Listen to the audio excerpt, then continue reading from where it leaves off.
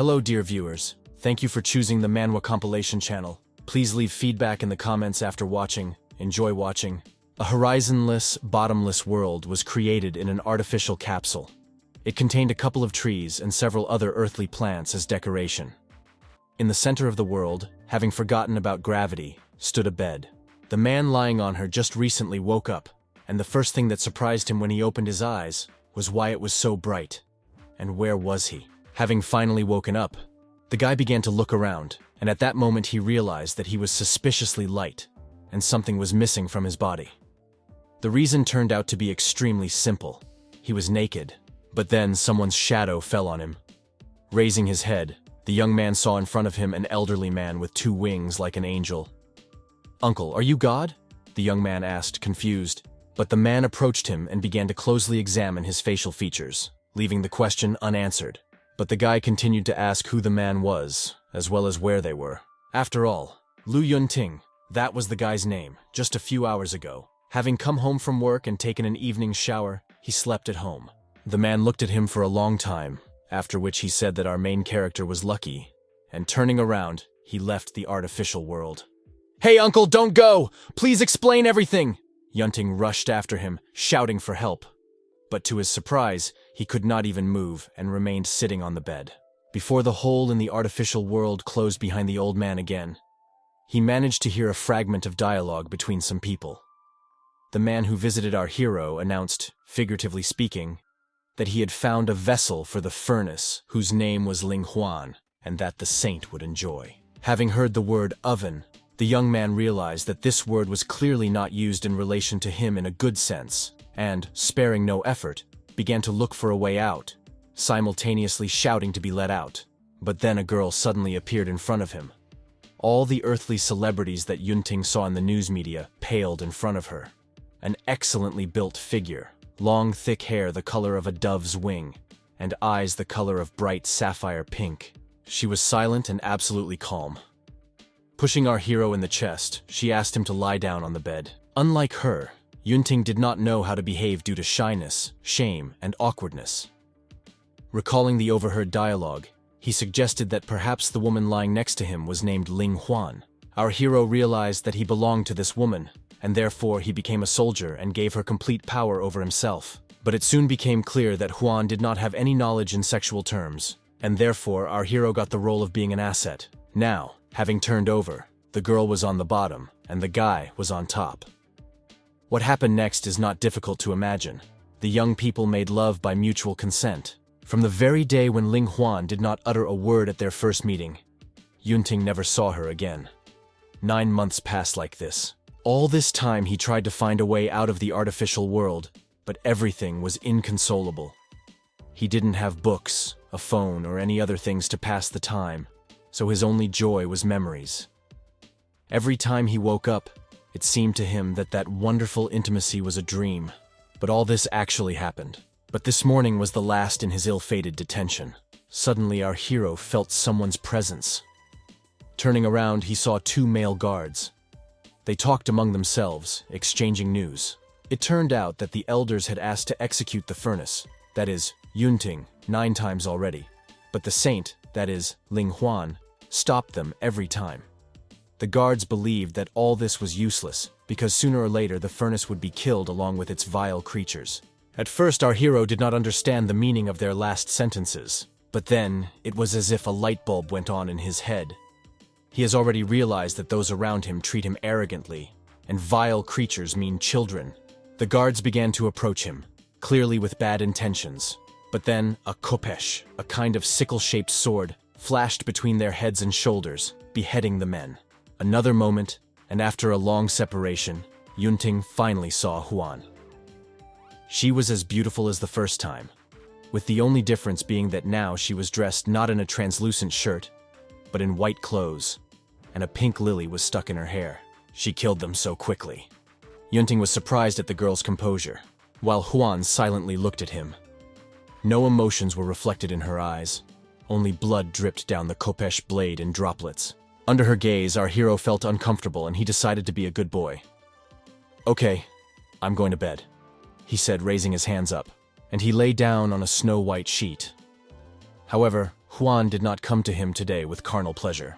Having thoroughly enjoyed her power, she was about to leave the artificial world, but our hero called out to her.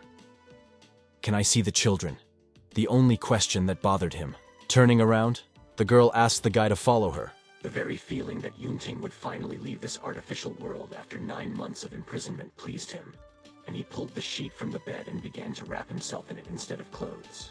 "Could you tell me whether I have a boy, a girl, or maybe twins?" Following the girl like a tail, our hero asked. Slightly embarrassed and hiding her eyes, Juan answered that she gave birth to 7. Damn, is this even possible? Without hiding his emotions, the young man did not believe it. Not understanding his reaction, Juan stopped being embarrassed in an instant and looked at him, trying to understand what he meant. Nothing. I was just joking. Relax a little." Remembering how she killed 2 men in cold blood a couple of minutes ago, our hero waved his hands. Han did not react to his apology, although she later admitted to herself that she was slightly irritated. Having passed through the portal, Yunting was slightly confused.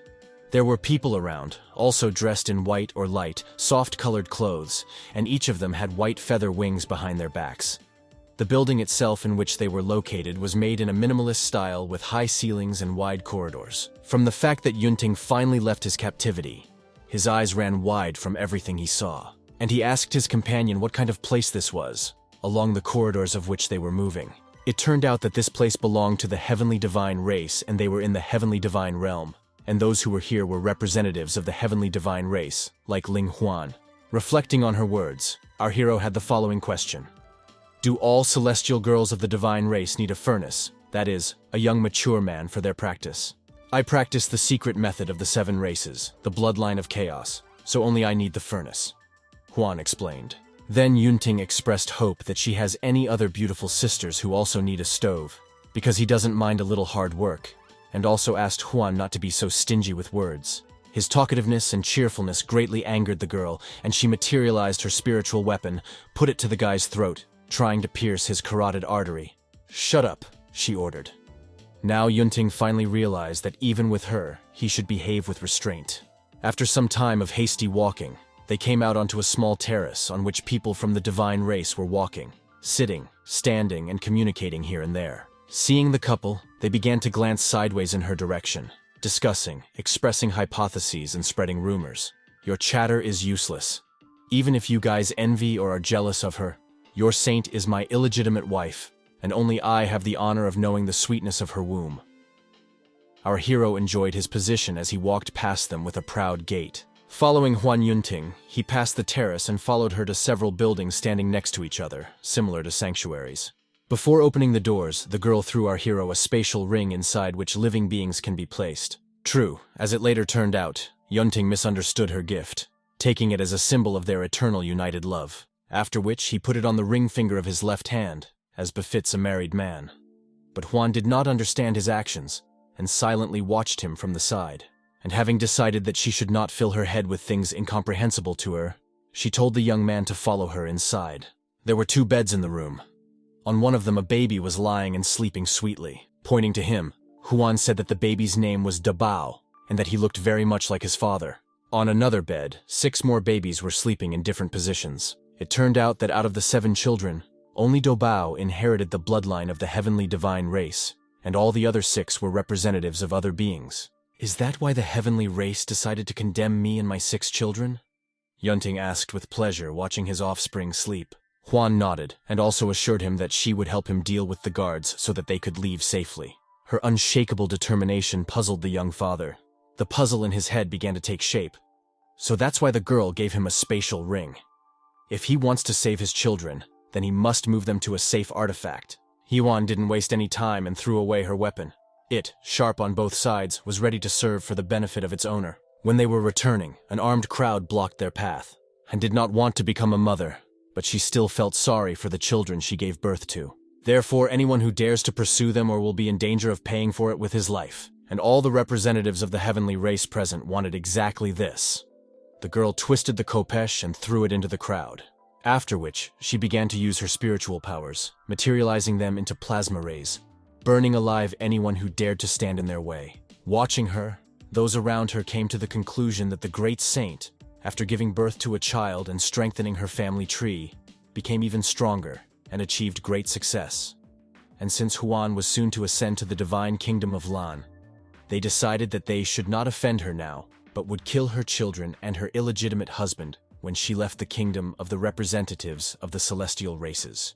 "You run to the altar and I'll hold them back for now," Huan ordered, nodding to our hero. Obeying her, the young man ran up the stairs. As soon as he stepped on the marble tiles, patterns began to glow on the floor. In his life, Yunting has never seen magic, sorcery, or witchcraft. And when the energy from the patterns soared upward in a luminous column, he was overly surprised. But before leaving the kingdom of the heavenly celestials, he stopped. "Honey, can we see each other again?" he asked, looking at the mother of his 7 children. "After I ascend to the divine realm of Lan, I will no longer be able to participate in the affairs of the lower world." Huan answered him. Fear began to creep into the heart of our hero. "What about our children?" he asked again in a quiet voice. But Huan was indifferent to them, because for her they were nothing more than a method to unlock the potential of her bloodline, and therefore she never wants to see them again. Her indifferent words shook the young father to the core. "How can you say this with such a cool expression?" Our hero lost all respect for the representatives of the heavenly race, and especially for Huan, in 1 second. Since she is so indifferent and children are just a way for her to climb the career ladder, then she is unworthy of being the mother of his children. He promised himself that no matter who they were, he himself would raise them up, educate them, and give them everything to live happily, after which he will return here with them and destroy this incomprehensible divine kingdom. These were precisely his last words before his silhouette disappeared into the luminous pillar on the altar. But there was something in Yunting's voice that seemed like a splinter stuck in Huan's heart. And no matter how hard she tried, she remembered his disappointed voice forever. 7 years have passed. It was difficult for our hero to suddenly become a father, at least because he had to hide his true identity. And they settled in the village of Sinan. One fine, wonderful day, a representative of the heavenly race came to this village and wished to see the head of the village. Feeling fear of such a powerful man, the old man trembled, and the stick on which he leaned at times tapped on the floor. "Please tell me, have you still not found this person?" the man asked, pointing to a self-portrait unfolded on paper. But the headman assured him that everything was quiet in the village of Sinai, and no strangers had passed by. Then the guests promised that they would return next year to check, and thanked the headman for his hard work. Finally, the old man asked that next time the man with wings warn in advance before coming in, so that he prepares a delicious home-cooked meal for him. "Thank you, you are too kind." The man thanked and noted to himself that he had not eaten human food for many years. As soon as he thought about it, he caught the fragrant smell of freshly baked bread and fried steak. Deciding not to deny himself the pleasure, the angel followed the smell that led him to a restaurant, the sign of which read, "Ancient Roadside Kitchen." The sun was still high, and there was already a long line at the door. A little girl, a succubus, a demon of lust and debauchery, launched visitors inside the restaurant. It's hard to believe, but she was the daughter of our hero, and her name was Xiaobing.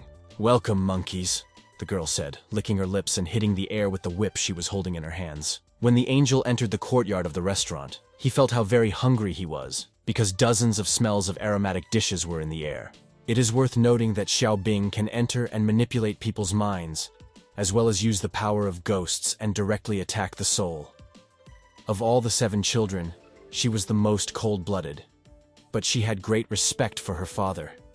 She also loved to tease people, and was the most restless child in the family.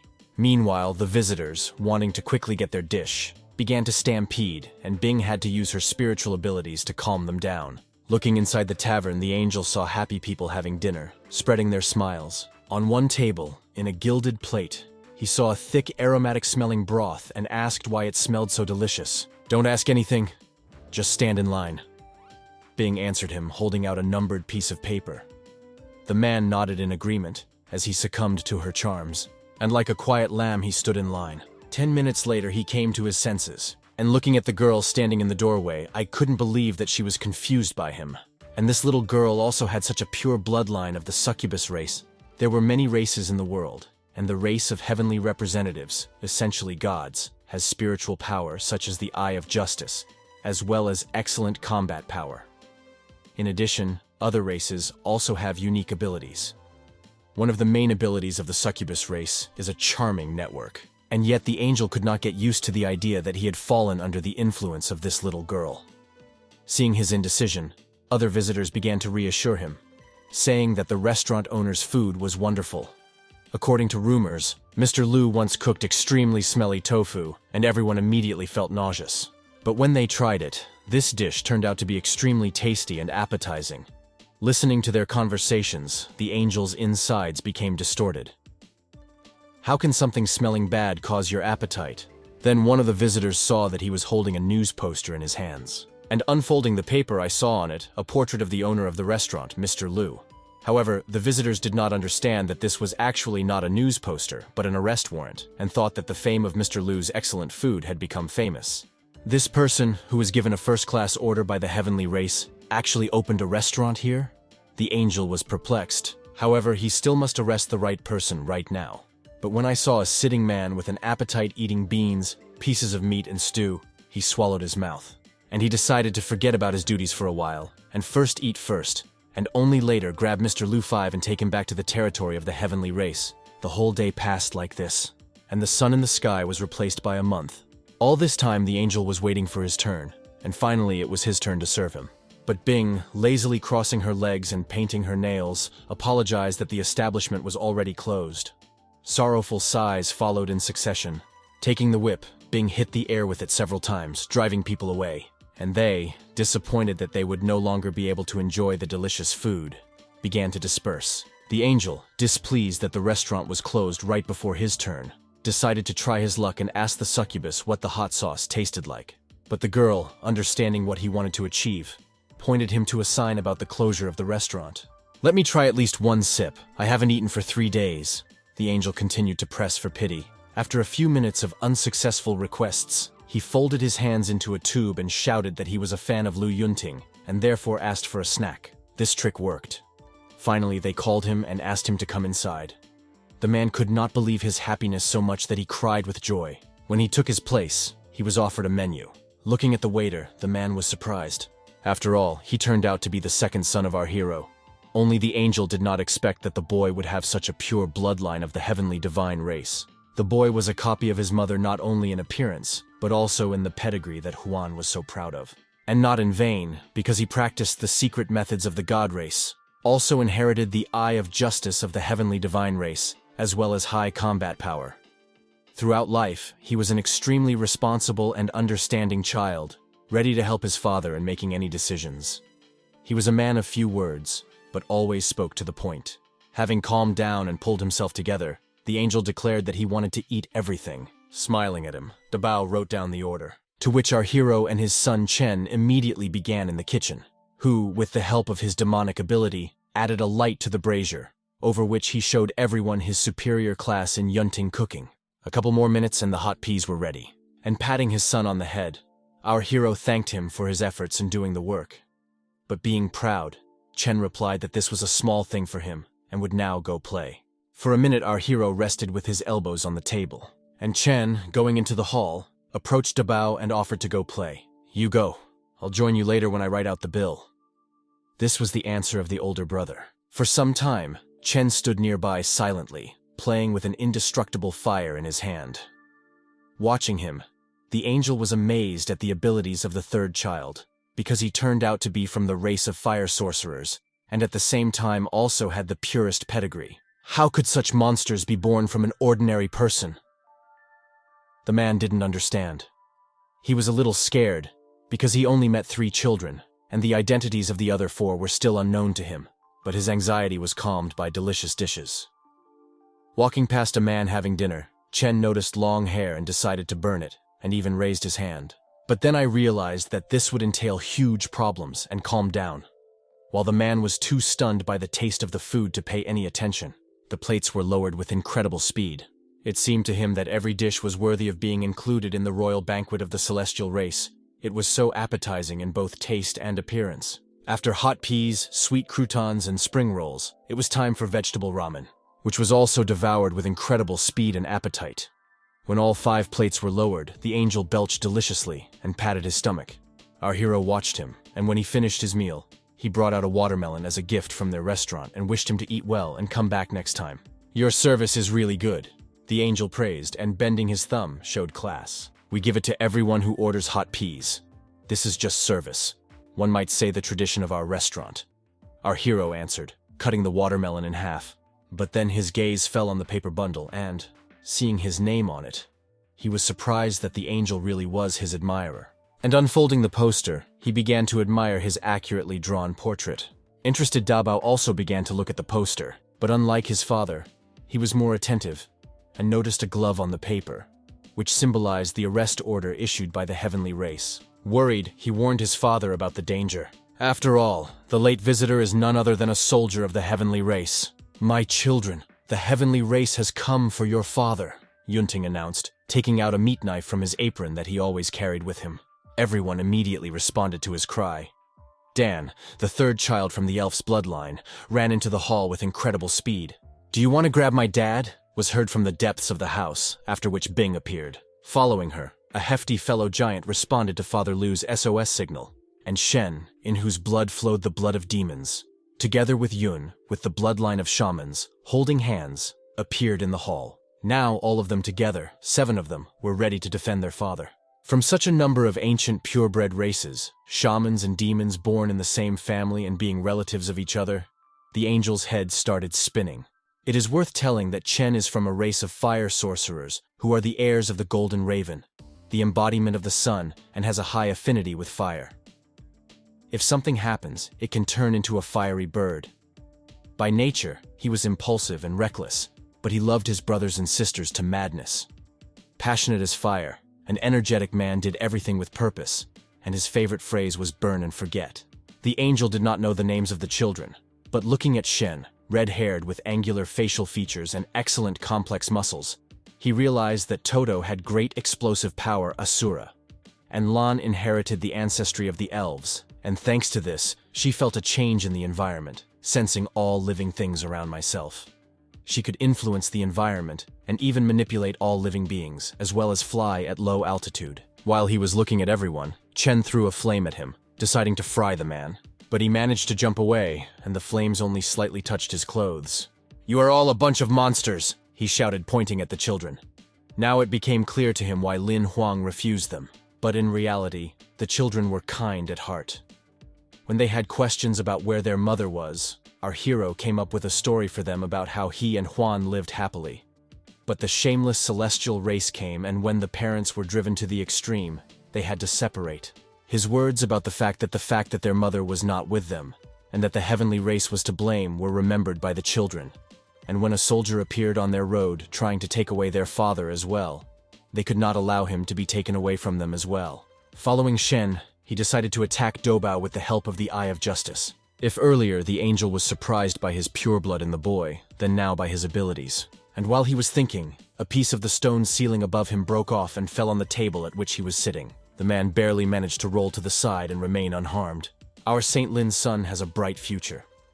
If this were told to the Great Elder, it would definitely cause shock to the entire celestial race, he thought. And extending his hand, he offered a deal that if Dabao went with him, then the angel would spare the whole family and leave them alive. But his proposal was rejected by everyone at once. "Heavenly race, bring our mother back," they demanded, and all 7 of them concentrated on the angel. They did not want to mock him too much and therefore showed their abilities only to a small extent. However, this was enough for the man to lose consciousness for a moment and start bleeding. The plan was this. It was necessary to render the uninvited guest unconscious, and with the help of Yun's abilities, make him forget everything. And for this, it was necessary to shock him. The children armed themselves with whatever they could, and all 7 of them surrounded the man. "You guys are too young to use all these gifts. With the speed of my celestial race, you will not be able to defeat me," the angel laughed, shaking off the dust. No matter how gifted these children were, according to his calculations, they could become real opponents only after 10 years. However, with the help of a gifted adult, there was no doubt about their victory. This adult was our hero. How can an ordinary person from the human race use the Eye of Justice of the heavenly divine race? The angel was horrified seeing a luminous spot blur on Yunting's forehead, but he shouldn't have been distracted. Nodding to each other, Dobao and Yunting connected the rays from their Eyes of Justice, and an angel appeared at the junction. While he had not yet recovered from the shock, Chen threw a small, weak light at him. After which, out of nowhere, a dove knocked the man down. And when he was already burnt with abrasions and bruises, Bing tightened the noose around his neck with the help of her whip.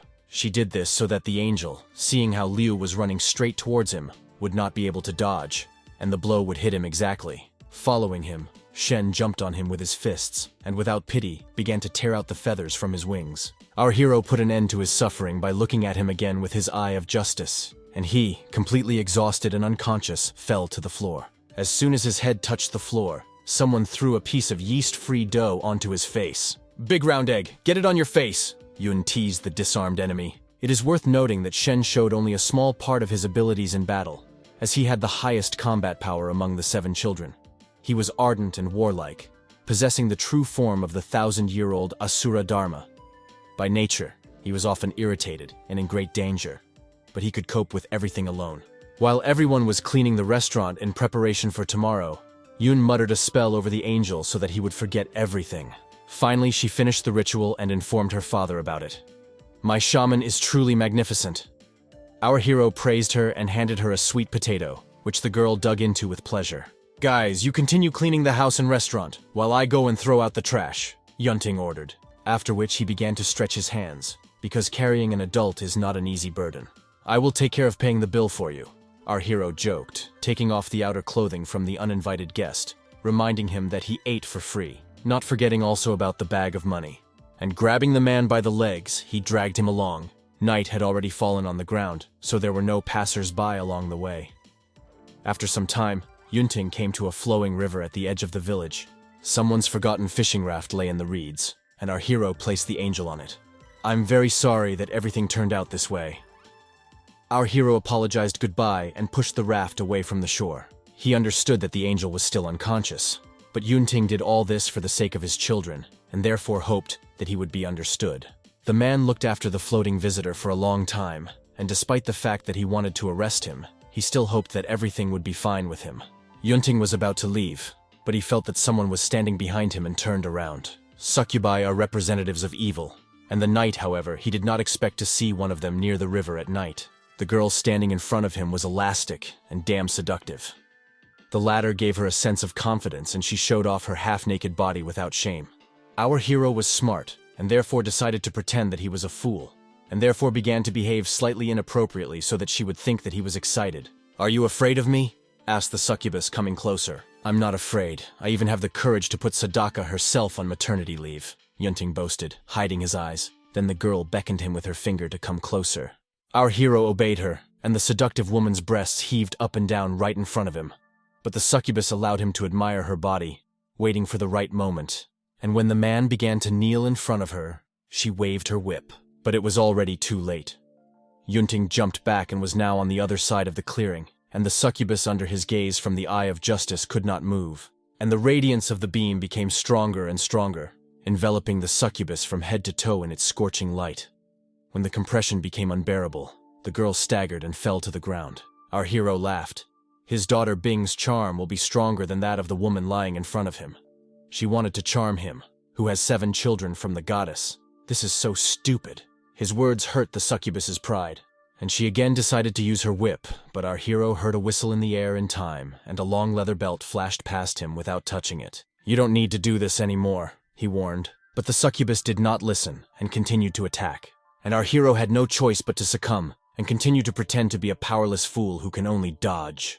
However, he soon got tired of it because at home they were probably already waiting for him.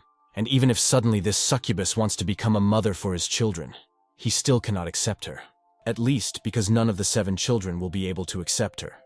And especially Yun, who sometimes made sacrifices to the sky to receive healing powers. She was always a nanny for the animals living in their house, and she herself was flexible and very sweet. Now the succubus and our hero decided to truly fight for life and death. The girl continued to show her skill with the whip, and Yunting decided to use the almighty power of the Titan. With its help, various parts of the man's body became stronger and more powerful tens of times. For our hero, any woman who cannot be a mother for his child is a bad woman. Thinking about this, he hit the succubus with his strong, and at the same time long arm. Such a blow knocked the girl off her feet and she flew back with a shockwave, landing on the stone rocks. After this, Yunting used the Eye of Justice, and no matter how the succubus tried to fly away from the energy rays, they still caught up with her. But she still managed to fly into the thicket, and while our hero was incinerating the trees, she flew behind him. "Man, die already! Flee! She shouted in anger, swinging her whip. As soon as our hero sensed danger from behind, he decided to use the power given to him by Shen and summoned the demon Asura. And with a nod, he showed him the danger flying above them. Before the succubus had time to react in any way, Asura's hammer slammed her like a fly with a whip, and the girl was now lying in a pile of stones. Now the demon had a huge, sharpened sickle in his hands and he was moving it over her. Now she was beaten, dirty, bloody, burned and trembling from the cold. How is this possible? How can a mortal be so strong? She didn't understand.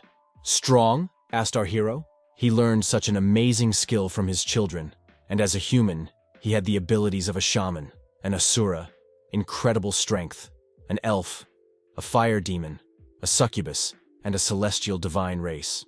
Pervert! What are you going to do? The girl screamed when Yunting grabbed her hand tightly. Our hero smiled shyly. He just wanted to see what he could bring as a gift to his child. Where do you put various things when you go outside? He asked, continuing to examine the rags that remained on the girl's body. We remove them here, said the succubus, and pointed to a small ball hanging on her belt. Oh, thank you. Now there will be something to please the child. Our hero thanked and jerked off her belt with the ball. Pervert! What are you going to do? The succubus screamed strainingly when the man began to touch her thighs. After all, succubi relied on their attractiveness to attract the opposite sex, weakening the enemy's vigilance, and for this, they used their secret skills to defeat the enemy. Although succubi themselves are very conservative. The girl pressed her whole body into the ground, preparing for how the man she wanted to kill would take possession of her. But when she opened her eyes, she saw no one in front of her. Meanwhile, our hero walked back home, happy that Bing would now be a little equipped. Did this man just leave? Did you prepare for the worst and he just up and left? He only said a couple of phrases and they were all about children. Is this really what a real father looks like? The girl thought, looking after him. And yet she did not understand how this man could resist her charms, and when she became defenseless did not want to take advantage of her. But the job was done, and now she had to report to the elder, whom she called through a small magical portal. I succeeded, you can retreat, said the male incubus. I threw it away. I think he'll be back soon. The girl answered, hiding her eyes. Did you throw it away? Look at yourself. You are covered in dirt from head to toe. You obviously suffered more than he did. The incubus sarcastically. Shut up! The succubus shouted at him in a fit of rage. By the way, about Liu. From birth, he grew very quickly both in height and width, and always stood out for his great appetite. Despite his plumpness, he was very cute, practiced physical skills, and instantly regenerated. He himself is very honest and hard-working, and our hero was still stomping home tipsy. He never expected that he could get something just by walking. Passing by the headman's house, an unusual picture appeared before his eyes. The old man, whom he knew was weak and frail, lifted huge 100-kilogram barbells, and Arnold Schwarzenegger would have envied his muscles. Yunting, not believing what he was seeing, tried to hide behind the door, watching the old man. But the headman noticed him and invited him to his place. I have never seen you work so hard before, our hero complimented, slightly embarrassed. But the old man explained this by saying that he was getting old, and therefore worried about his body, because in their time there were more and more elderly people. And going up to the table, he took a teapot of blue wine and began to quench his thirst. But suddenly, out of the blue, he asked our hero a strange question. If one day his child needs help, will he work hard? Yunting nodded affirmatively. On the other hand, do his 7 children need his help?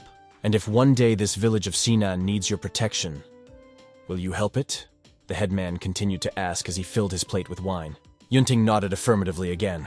Although he believed that with such a strong headman, the village hardly needed to fear anything. Promise me that if this village can no longer be saved, then you will take your children and leave here, asked the old man, holding out a plate of wine. Yunting did not answer anything, but took the outstretched plate, and when it was in his hands, the headman said that if he took his wine, he would already consider it as his oath.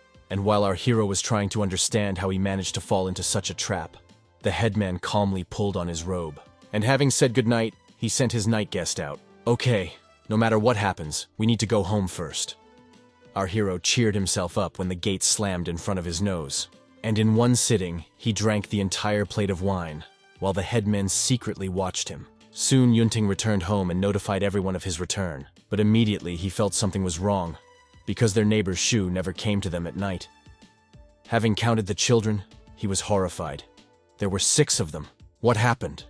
Yunting, excited, began to demand an explanation from his friend. And then Shu said something that he had not expected. "Has someone really kidnapped my child?" our hero asked with tears in his eyes. It turned out that Shu had just recently seen a group of beautiful girls that made him feel dizzy. Grabbing Shen, they ran to the main road leading out of the village. His words were also confirmed by the dove that Yun had as a pet. The girl often talked with animals and birds, but for others, the conversation is heard as just mumbling and strange sounds. But then a light bulb turned on in our hero's head. After all, Shu could have helped Shen. But the neighbor assured him that he immediately realized that he could not defeat anyone. And Yunting advised that first he needed to take away all his children in order to prevent the theft of the remaining ones. "This uncle desperately tried to stop me. If my older brother hadn't explained it to me, I would have thought that he was on the side of the bad people," said Chen. After him, Dobao also stood up to protect his neighbor, because he was afraid that the children would be able to catch up with those beautiful girls and be ambushed by the enemy. "Thank you. I'll catch up with them now," our hero thanked. "You really are a good father, so worried about the safety of your children," Shu smiled.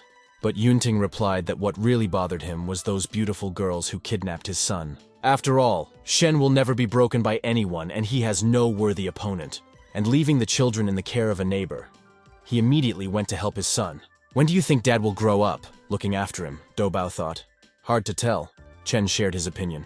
And our hero ran headlong through the streets of the village and fields. At some point, he disturbed a family of sleepy birds, and they surrounded him in a flock. Having grabbed one of them, Yunting asked if he had seen a child being held by a group of beautiful girls, but the bird could not speak and only squeaked desperately. Then the man grabbed another bird and again asked if they had seen the girls who were holding the child hostage. Fortunately, this attempt was crowned with success. The feathered creature said that our hero was running in the wrong direction, because the kidnappers were running in a different direction. These were the succubi of the Red Demon Cave, and a group of girls took the child to this cave.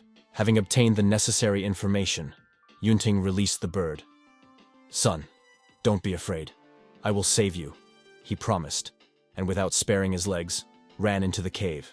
Meanwhile, the succubi returned to the abode of evil with their prey. Shen was unconscious, and they laid him on a small altar in front of their boss's bedroom. She was so beautiful that she outshone the others with her attractiveness, and her wings were larger than everyone else. Approaching closer to the prey for a couple of minutes, she examined it. Well, it seems the master's instructions were not wrong, and the breeding did lead them all to gain great power. The boss felt with her aura that this child's bloodline had already awakened to a certain extent, and in a few years on the entire continent, there might not even be a few rivals for him if he fully awakened his ancestral powers. This unbridled power, in a sense, excited her, and she could not wait for the moment when she would absorb his natural strength and bloodline. "Take him, and take him to my chambers." Having had enough of admiring the boy lying in front of her, the boss ordered. Her subjects nodded at once in obedience to her order.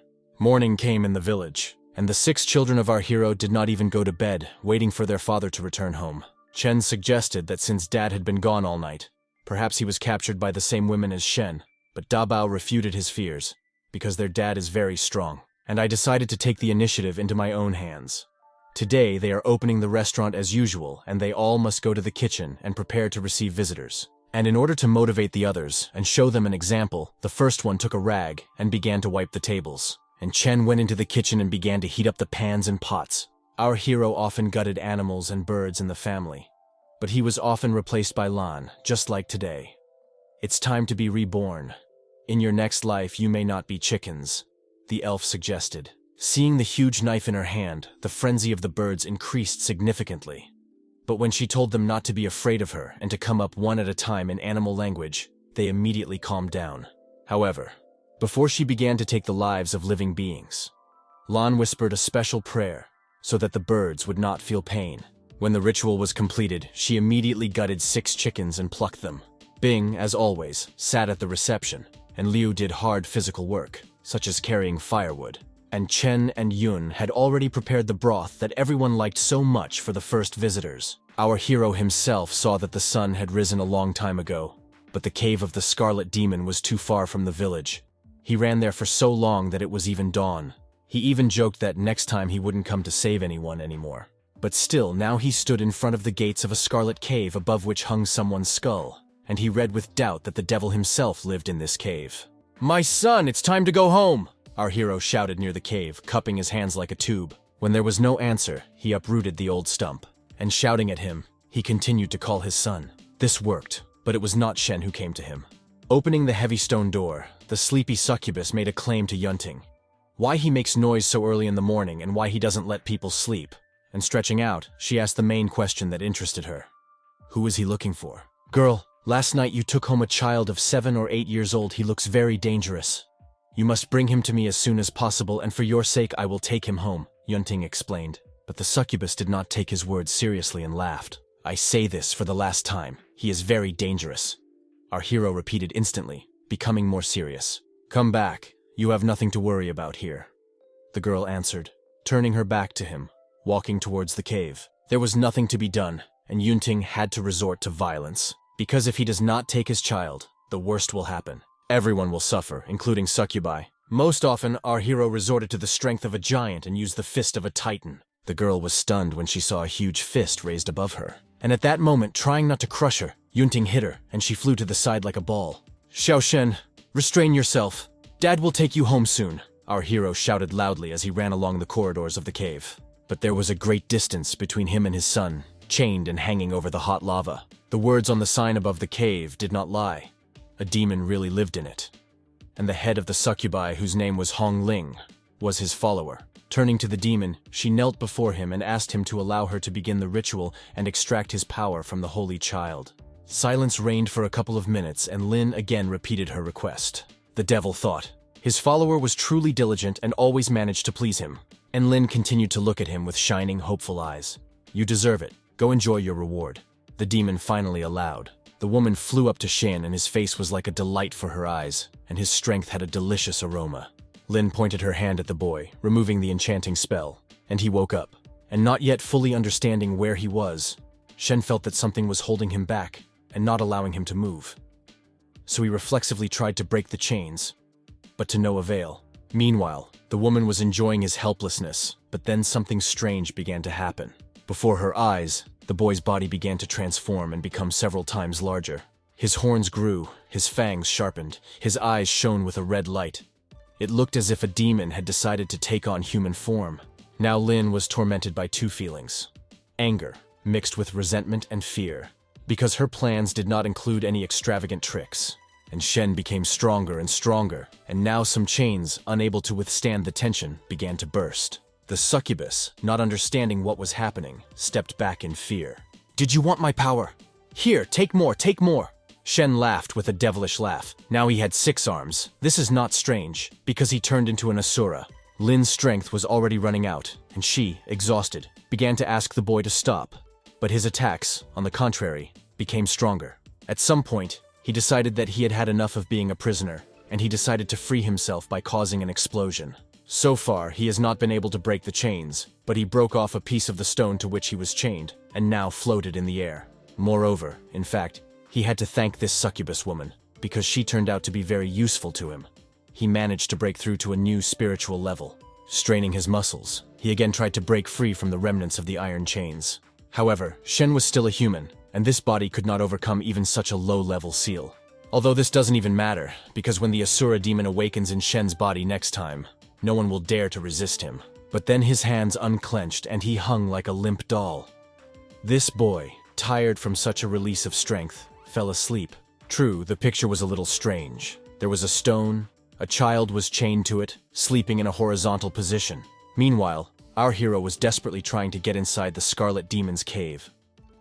For some reason, it seemed to him that he now looked like those legendary heroes from fairy tales. But despite the fact that he came to the cave of the succubi with good intentions to save them, the temptresses of evil fiercely opposed him, surrounding him on all sides and trying to kill him. But Yunting did not have time to rant, and not paying attention to the general cries of pain, he dealt his fists to everyone, alternately setting up small explosions to neutralize the enemies. Don't create problems for yourself, I'm really here to save you guys. He tried to reach them, but the succubi did not hear him and continued to attack him. After a couple of minutes, our hero realized that he was so tired of all this, and he was tired of playing the battle with the succubus. Such communication with women greatly tired him. But he only now realized that his opponents were defeated. And now he began to look for the living among the defeated. When he managed to find the conscious girl, he immediately asked where they had taken the child they had kidnapped. It turned out that the owner of the cave took him to the sacred altar. Finally, throwing the girl into the boulders as revenge, our hero headed deeper into the cave. He shouted that the Scarlet Demon should not be afraid of him, because he was actually here to save him. After which, I concentrated and decided to use the intuition of the elves to feel where someone alive was nearby. Having found the right place, he strained himself and broke through a stone wall several meters long. Seeing his chained son in front of him, he immediately asked where the Scarlet Demon was. But the boy asked not to worry about him too much, because he was fine. However, our hero, armed with kitchen knives, had already cut through half the iron chains, and they fell with a roar at Shen's feet. "Admit it, did you kill the demon?" Yunting asked, hugging his son to himself. "Dad, shouldn't you take care of me?" The boy asked him a counter-question. Having come to his senses, our hero rephrased his question. Why then did the Scarlet Demon kidnap him? But Shen did not know their purpose, and he was immediately horrified. After all, he and his family were supposed to open a rice restaurant in the morning, and he grabbed his father's hand and dragged him to the exit because despite his honesty, he loved money. And working in a restaurant brought income to the family. Even the succubi watching them were afraid to interfere with his decisive face. However, the Scarlet Demon did not plan to let his guests go so quickly, but our hero blew it up in advance. Meanwhile, 3 young people arrived in the village of Sinen. One of them, looking with disdain at the houses and roads surrounding them, asked his boss why they landed in this wretched village. But the guy with a huge pile of hair on his head will explain to them that this is an order from the head. But how is it even possible that the hope of our Uhunya clan will live in such a remote village? His assistants were surprised, but the boss did not answer anything, and the 3 of them, turning into fiery sparks, flew in a direction known only to them. Meanwhile, in the restaurant, everything went on as usual. While Bing barely had time to wash all the dirty dishes, Yoon enjoyed sweet potatoes sitting on the doorstep, and then she saw 3 bright shining stars in the sky. The first thing that came to her mind was to make a wish, as befits a starfall. Her dream was for Dad to earn a lot of money and buy her a lot of sweet potatoes, which she adored so much. But then it suddenly got dark. When the girl opened her eyes, 3 guys stood in front of her, and their faces clearly expressed not good intentions. But Yoon was a well-mannered child, and the first thing she did was say hello. But the guys didn't pay any attention to her and walked past her. Indignant, Yoon tried to stop them. Her dad always told everyone that visitors must stand in line to eat, and these 3 guests are no exception. The guy with the bouffant looked silently at the girl crucifying in front of him. "If you stand in line, I will treat you to my favorite sweet potatoes." After thinking a little, Yoon decided to make a small deal, holding out the vegetable. Her kindness did not touch, but rather irritated the guys. He snatched the sweet potato from the girl's hands and threw it aside, arguing that it was food for the poor, and the girl specifically offered it to them to insult their Wuhun clan from the race of fire sorcerers. The 2 other guys did not lag behind the elder and advised Yoon to get out of their way. But how does a little girl who is 7 years old know about such things as the decline and revival of various clans? Another second, and tears rolled down her cheeks, because sweet potatoes are the best food she could offer anyone. And rubbing her eyes with her fists, she began to cry so much out of resentment that everyone could hear her sobs, including the visitors in the hall, whose lunch was interrupted by 3 arrogant guys. Most of the restaurant's customers were on good terms with the Liu family, and now they were giving the trio their death glares. But when the guys decided to leave the restaurant, Chen called out to them. Turning around, the guy in the cap immediately demanded the owner of the restaurant. But in response, Chen demanded that they apologize to Yoon. "Are we exactly in the place we need?" the guy with glasses asked, taking a couple of steps back. But the elder assured him that they came here precisely according to the instructions of the head. And Chen, getting more and more angry, began to play with fire in his hand, which surprised the insolent people, but not their boss. "Do you want me to apologize? Do you think you can make me do this?" he quipped in response, burning sparks from his hand. Then the boy responded by increasing the flame. Only now the trio realized that he possesses an unquenchable flame, and this is the very hope that they were looking for in the village of Sanan of the Wuhun tribe. And they decided to outwit the boy, inviting him not to waste his talent and to go with them. But Chen demanded only one thing from them: that they apologize to Yoon. The guy with the bouffant agreed, but put forward his demand that he first go with him, and then he will return back to the restaurant and gladly apologize. The trio understood that if they started a fight in the restaurant, it would definitely cause alarm among visitors and villagers, and attract a lot of unnecessary attention. Moreover, although their flame is not as good as an unquenchable flame, The boy cannot control all the natural power of the flame completely according to their calculations, and if he fights 1 against 3, he will not be able to win. In addition, they felt sorry for the owner of the restaurant, because this is his painstaking work, and the heat from the flames will affect the safety of the restaurant, so they can't fight in it. And for this, you need to find a remote place. After thinking a little, Chen agreed. And the first one left the restaurant, followed by the rest. The boss walked ahead, and behind him were his assistants, who were nervous that the boy walking behind them might suddenly attack them from behind. When they had already moved away from the village, Chen stopped. The boss called out to him, wondering why he suddenly stood up for no reason. But then the boy was hidden from those around him by acrid smoke. Mentally preparing for everything, the trio watched him. According to the calculations of the fiery little devil, quite a lot of time has passed. But the impudent, they weren't going to apologize. Therefore his patience ended. "Has your patience run out?" the head with the bouffant asked, laughing. His assistants also laughed at such an absurd phrase about the fact that the child hardly has any patience. But then the boy crouched down and slammed his hand in which the fire was blazing onto the ground, and the acrid smoke spread around him with renewed vigor. Even the boss couldn't understand why he was so hot. Although his Wuhun tribe originally cultivated fire, and they were never afraid of the heat of fire, but he never expected that the flame of this child would be so burning. This filled him with a little fear. He also believed that such a rare gift should not have gone to only Chen, because it was cruel and wasteful. And creating a fiery flame, he threw it at the boy. But even despite the enormous speed, he easily dodged it. But the kidnappers still believed that he would not escape from them. And in order not to hurt him, they insisted that he simply obediently follow them, and now stop testing their patience. The trio surrounded the boy, and with every moment they came closer and closer. But then the boss began to feel that something was happening to Chen's undying flame. And before he had time to understand what exactly, the child's body was completely consumed by fire. But this did not cause pain to the boy. On the contrary, he merged with the elements.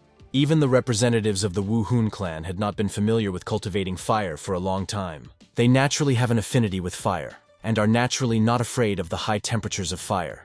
But even their sorcerers will have difficulty resisting such high-level flames as the immortal flame. No matter how strong their skin is or their resistance to fire, no one can withstand the heat of this flame, because she is extremely domineering and tyrannical, and this boy easily controlled her. But the most terrible thing is that when the immortal flame lights up, it never goes out. If used carelessly, it can even be the end for the one who uses it. And Chen continued to demand that the trio apologize to Yun. Two guys glanced sideways at their elder, expecting that he would protect them. The boss began to convince the boy that he was acting too stupidly. After all, if he does what he intends to do, then his entire soul foundation will be destroyed. But seeing how the boy did not listen to him, he ordered the other two, since they had little time, to stop him quickly. And, armed with tongues of flame, they began to attack. In fact, from the very beginning to the end, Huo, the guy with the bouffant, was not going to allow Feng and Liu to interfere in the battle. But when he realized that he himself could not stop Chen, he asked them to join in order to quickly stop him so that the future heir of the clan Wuhun did not harm his foundation. After all, they were also strong and high-ranking members of the clan. The current situation could not be ignored, and the most important thing they had to concentrate on now was to quickly stop Chen. If the foundation of the future clan heir is damaged, then their search and hopes of many years will be wasted. But they could not allow this. 3 fiery balls flew towards Chen, but he continued to demand an apology to Yun. Huo didn't understand him. Why was he so angry over a simple sweet potato and an ordinary person that he even resorted to such a desperate method? And buying time with my question, I decided to use fire grenades. Liu and Feng used the same method, after which the boy was unexpectedly attacked from the flags. But Chen, waiting for the right moment, jumped away. However, while still in the air, he noticed another fire grenade flying towards him, and grabbing it with his bare hands, he turned it in the opposite direction. Ho became more and more scary, because the boy actually dared to use his body to resist him. And then, with his 6th sense, Chen began to feel the vibrations of Chen's aura. The flames in the clearing flared up stronger and stronger. Now he finally understood what was happening, and shouting to his friends to leave quickly, the first decided to leave the scene of the skirmish. At first the guys didn't understand him, but looking back, they saw the fire of an atomic explosion writhing and dancing in front of them. And quickly leaving this terrible place, they asked what was happening. "Something very bad happened for us. This guy just got spiritually torn," Ho explained. but no matter how much they run from Chen, they cannot hide. The boy finally realized that his captors no longer needed to apologize, since they were not worthy of eating the fried sweet potatoes that Yun treated them to, and they are also unworthy to live. At this time, our heroes and Shen were hurrying home on the initiative of the boy. The man kept trying to stop him, but Shen kept repeating that they had little time and they needed to hurry. But Yunting assured him not to worry, since nothing would happen to the others at home because Chen was with them. But Shen had some strange premonition that Chen was not at home and something had happened to him. Here even the father was surprised. How did he feel that his brother was in danger? I don't know, but I feel that my second brother has encountered something. Therefore, we need to return as soon as possible. This was Shen's answer. But then our hero grabbed his hand tighter, and now the boy wondered where his father got such speed, and it even became somehow offensive. He realized that when he and his siblings and dad competed before, he gave in to all of them. Having soon reached level ground, they stopped on the initiative of our hero. Suddenly the man's hand swam with bright red fire. Why are you studying the fire aura of the second brother? Shen was surprised while watching his father. The Chen bloodline has supernatural immortal flame abilities, Yunting explained. It seems that Chen has broken through the shackles of his bloodline, and now he, who is related to him by blood, has also received the unquenchable heavenly flame. After all, this was not the first time he had encountered such a situation, where his child suddenly exhibited magical powers. And when Shen asked what was happening to him, he replied that everything was fine with him, and they needed to hurry. After which he rushed forward with unprecedented speed. Meanwhile, Chen was getting closer to his offender with every step. His eyes were bloodshot and he exhaled smoke. At the sight of such a monster, the trio froze in fear. But Ho did not allow himself to become limp.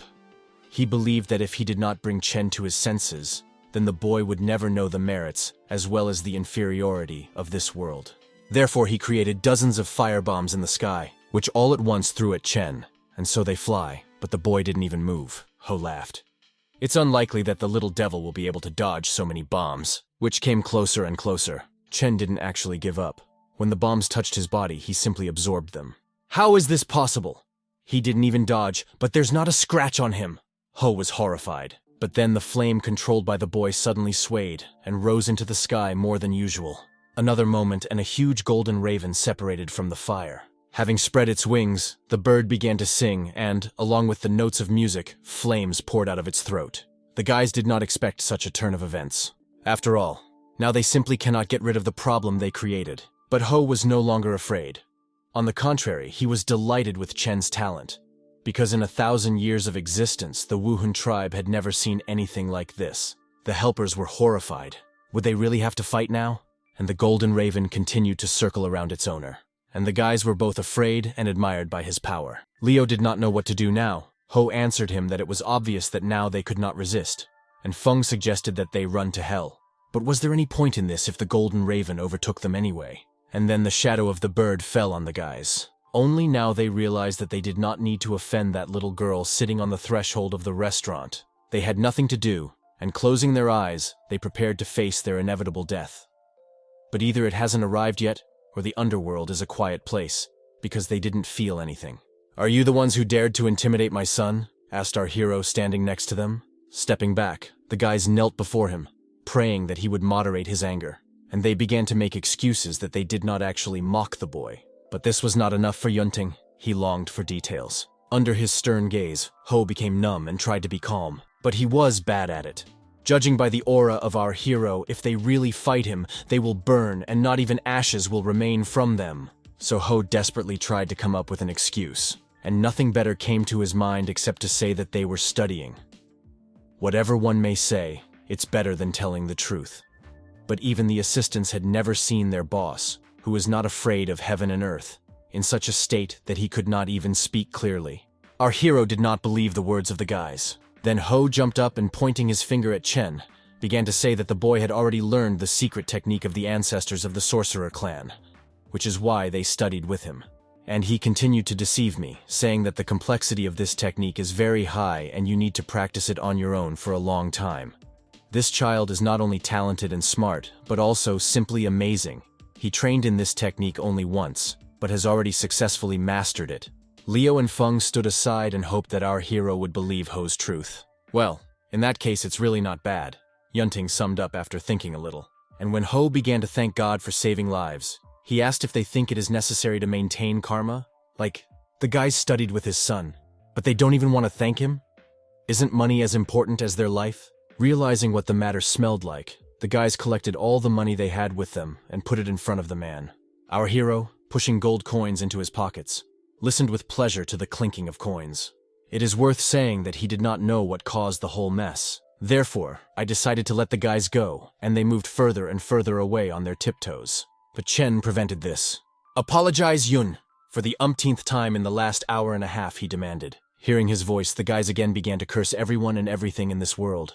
Turning to his son, our hero began to wait for an explanation. They stepped on the sweet potatoes that Yun shared with them. "They should apologize to her," said Shen. "Is this really true? Then let your father decide this matter. Go meet Shen, who is on his way here, and then go home together and comfort Yun," Yunting ordered, hugging his son. And when the boy finally calmed down, he asked him to buy several baskets of sweet potatoes on the way home and give them to Yun. Just because the boy calmed down did not mean that everything was fine. Shen knew that his father's reaction was the calm before the storm.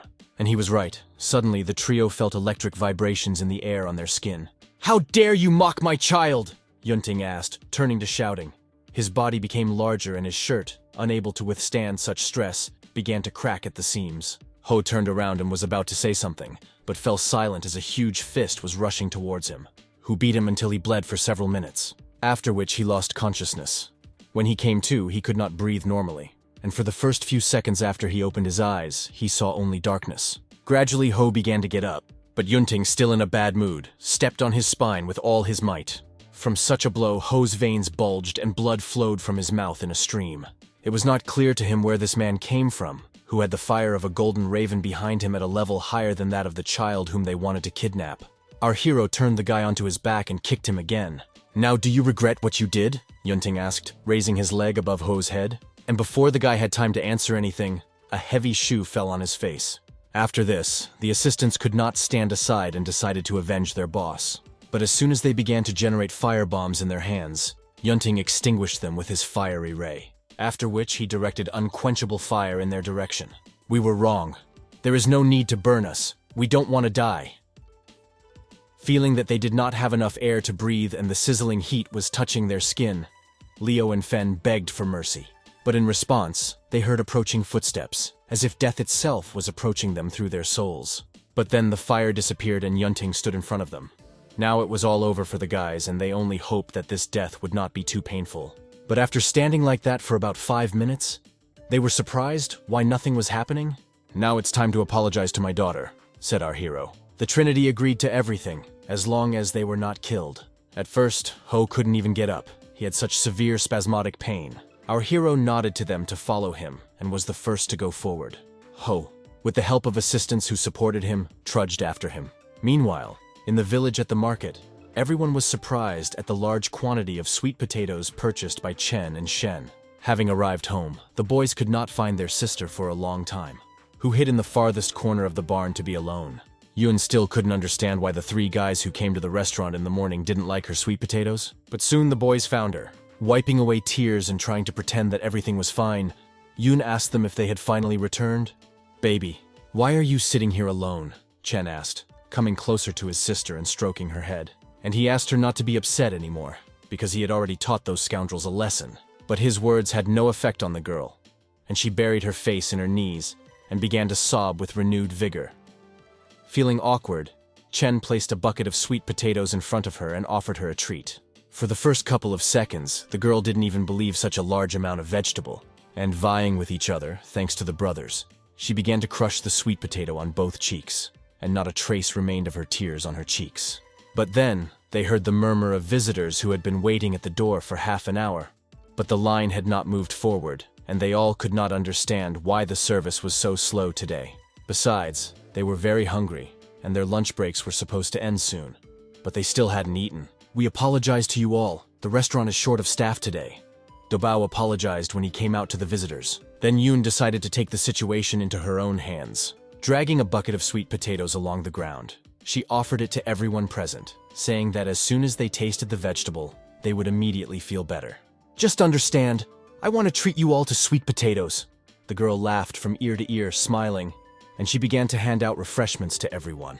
The visitors could not refuse her and happily devoured the potatoes, at the same time being touched by Yoon's kindness. And the girl in return thanked them for coming to them today. And then the blessed Yoon potato began to act. One of the elderly people threw away his cane and stood on his own 2 feet without any support. Like everyone else, he ate the treat with pleasure.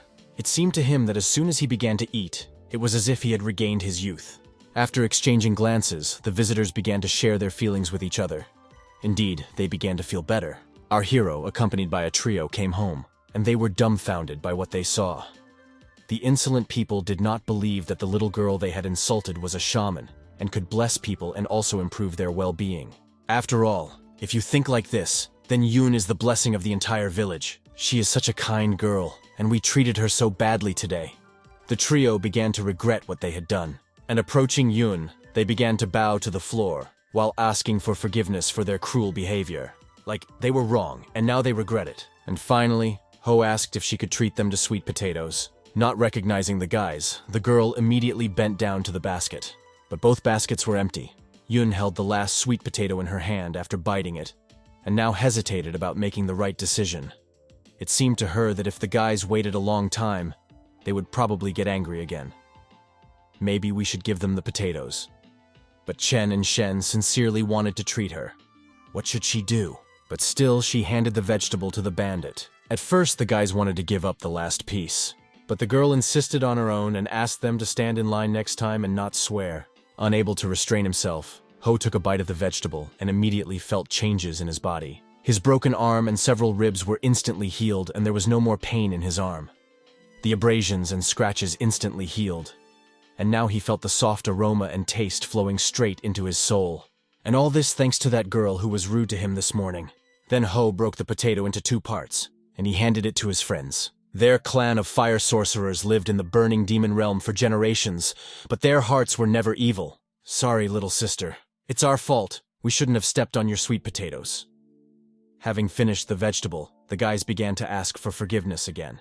And the people around them still couldn't understand who they were and why they were so polite to Mr. Liu's youngest child. And then Yoon remembered those guys who offended her. They were the ones who trampled her sweet potatoes. But the girl convinced herself that she needed to forget about it, because Chen had already helped her teach them a lesson. However, the trio understood that all this was not enough to make amends and offered her an artifact ring as an apology. But Yoon, without even looking at the little thing, refused the gift. Then Ho put the ring on the basket, and again all 3 of them bowed before the girl. After which, in silent silence, we headed towards the exit. The performance was pretty good. Our hero commented on what was happening as he passed them. Initially, he thought that the trio needed to be taught a special lesson before they began to seriously apologize. But he did not expect that the guys themselves would take the initiative. "Can we go now?" Ho asked, making puppy dog eyes. Yunting planned this, but just in case, he decided to send his son Liu along with the guys to accompany them. The trio felt cold inside, because they didn't know what this man was up to. The first few seconds when Liu came out to them, they were dumbfounded and could not say a word, because the 5th child of our hero was the size of a hero. "Who would even believe that this is a child?" they shouted in one voice. "Dad asked me to escort you from the village. Let's go." Liu extended his hand, the size of half a man. There was nothing to do, and the representatives of the Wu-hun clan, accompanied by the 5th child, reached the gate leading from the village. "Thank you, big brother. See you." The guys said goodbye. But after Liu's words that he was only 7 years old, they received a new dose of stupefaction. Now they swore that they would never return to Sinan village again, since such monsters were introduced there. Liu looked after them for a long time, and pleased that he had completed the task well, began to enjoy the upcoming dinner. At this time, in the village, 2 people, on behalf of their master, were looking for Liu, but could not find him. "Is it so difficult to find the right person?" The girl was indignant, but then she stared ahead of her. Following her gaze, her partner saw in front of him a huge fellow who looked very much like a cultivator. The detectives had never seen Liu with their own eyes, and the girl was sure that it was him. But his partner refused to believe that the giant standing in front of him was a child. But still, he followed her and hurried to the boy and told him that she was very glad that they had finally found him. "Did you find me? Do we know each other?" The boy didn't understand. Based on his question, the detectives guessed that he was indeed a child, but the girl decided to ask again, just in case. "How old he will be this year?" Liu assured that he would be 8. The detectives looked at each other. pleased that they had completed their master's task. "Come with us," the man suggested, and pulled the boy's hand behind him. But Liu did not know who they were and why he should go with them, so he threw the man away. In the rays of the setting sun, it, already huge, now seemed like a mobile mountain. The girl ran up to her partner and helped him stand up, and soon she figured out how to lure the boy into a trap. "You don't have to go as you wish, but we have delicious food," she shouted. This argument was quite powerful for Liu to go visit someone, and then he asked how much food they had. Many, as much as your heart desires," the girl assured him, and the boy agreed without hesitation. And accompanied by 2 adults, he went with them. Night fell on the earth, and they had just arrived at their destination. It was a small cave among the mountains in the forest. "Until the time comes for the sacrifice, you must stay here, understand?" The man punished the boy. Liu Wu was indignant because they promised to feed him, but he was very hungry. But the man only laughed in response because he was lying. "Did you lie? Do you want me to be beaten?" Liu shouted, standing up to his full height so that stones fell from the ceiling, and the detectives ran away in fear. They were gone for a long time, and the boy got bored. He would have fallen asleep, but his empty stomach did not allow him to do so. Walking through the cave, his nose smelled the delicious smell of food. There on the plates lay all kinds of dishes: fried, boiled, baked, pickled, sweet, salty. Seeing such an abundance of food, the boy rejoiced. It turns out people didn't lie to him, and without wasting any time, he began to satisfy his hunger. Soon the table was half empty. After eating a banana, he threw the peel behind his back, which was immediately stepped on by a man. The detective was holding a small tray of fruit in his hands, and he slipped and hit his back painfully on the floor, dropping the plate. At first, he could not understand what had happened. Looking back, he saw Liu, who was happily stuffing his mouth with the very food that they had prepared for the sacrifice. And he immediately called the soldiers to tie up the child so that he would not be willful. But the boy, without stopping to eat, easily threw away the soldiers, at the same time asking that they not interfere with his eating, since his dad said that it was bad for digestion. At first, the soldiers continued to attack him, but they soon realized that this was pointless. Moreover, watching the boy, they were horrified that he could absorb such huge portions of food. Meanwhile, our hero worked in a sweat in the kitchen, so he worked all day, evening, and early night. Still, his new invented method of cooking was really convenient, and now he planned to teach it to the children next time. In between, he realized that he had not seen Liu since he left with the trio, and then he called him publicly, but no one answered him. Therefore, Yunting began to question his children, but they did not see him either. Has he really left the village? Our hero was excited. Moreover, using her gift, Lan said that she did not feel the aura of the 5th brother in the village. Then the head of the family asked to check if there were other strange auras near the village. Tensing a little, the elf said that she felt the auras of 2 shamans, and suggested that perhaps Liu went with them. Strange things have been happening lately. First, Shen was kidnapped, then Chen was attacked, and as soon as it was resolved, Liu disappeared. Why do I need all these problems? Our hero complained to himself. Watching him, the children didn't even know how to help him. Okay, I think it's better to calm down. What is supposed to happen will definitely come true. Yunting calmed himself and the others in a voice. After thinking for a while, Dobao asked if they should look for Liu on the outskirts of the village, but our hero believed that this was not necessary, since he is a strong boy. Moreover, there is actually no great danger for him to follow the shaman. After thinking a little, Dobao realized that his father's words made sense, since their sister Yun, who was also a shaman, had weak attack power. Hoping that things like this won't happen all the time, our hero announced that they were closing the restaurant. Listening to his order, Dobao went to close the gate. All he had to do was close the latch, but then he saw the village chief between the door crack, and the boy would never have believed that the old man came to them so late to have dinner. "Hello! Follow me to the Temple of the Earth beyond the village. The protector of the human race is looking for you," the headman said, pointing his finger into the distance.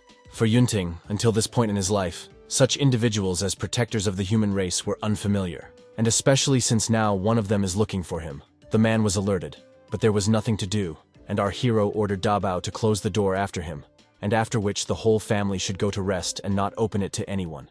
He had not yet agreed on it when Dobao slammed the door right in front of his nose, which incredibly angered our hero. But he had no time to be indignant, since the headman had left him behind a long time ago. And Yunting barely managed to catch up with him, but still. Why is the defender of the human race looking for him? What does he need from him? but the old man replied that everything would become clear when they came to the right place. Watching him, our hero came to the conclusion that the old man was familiar with this area.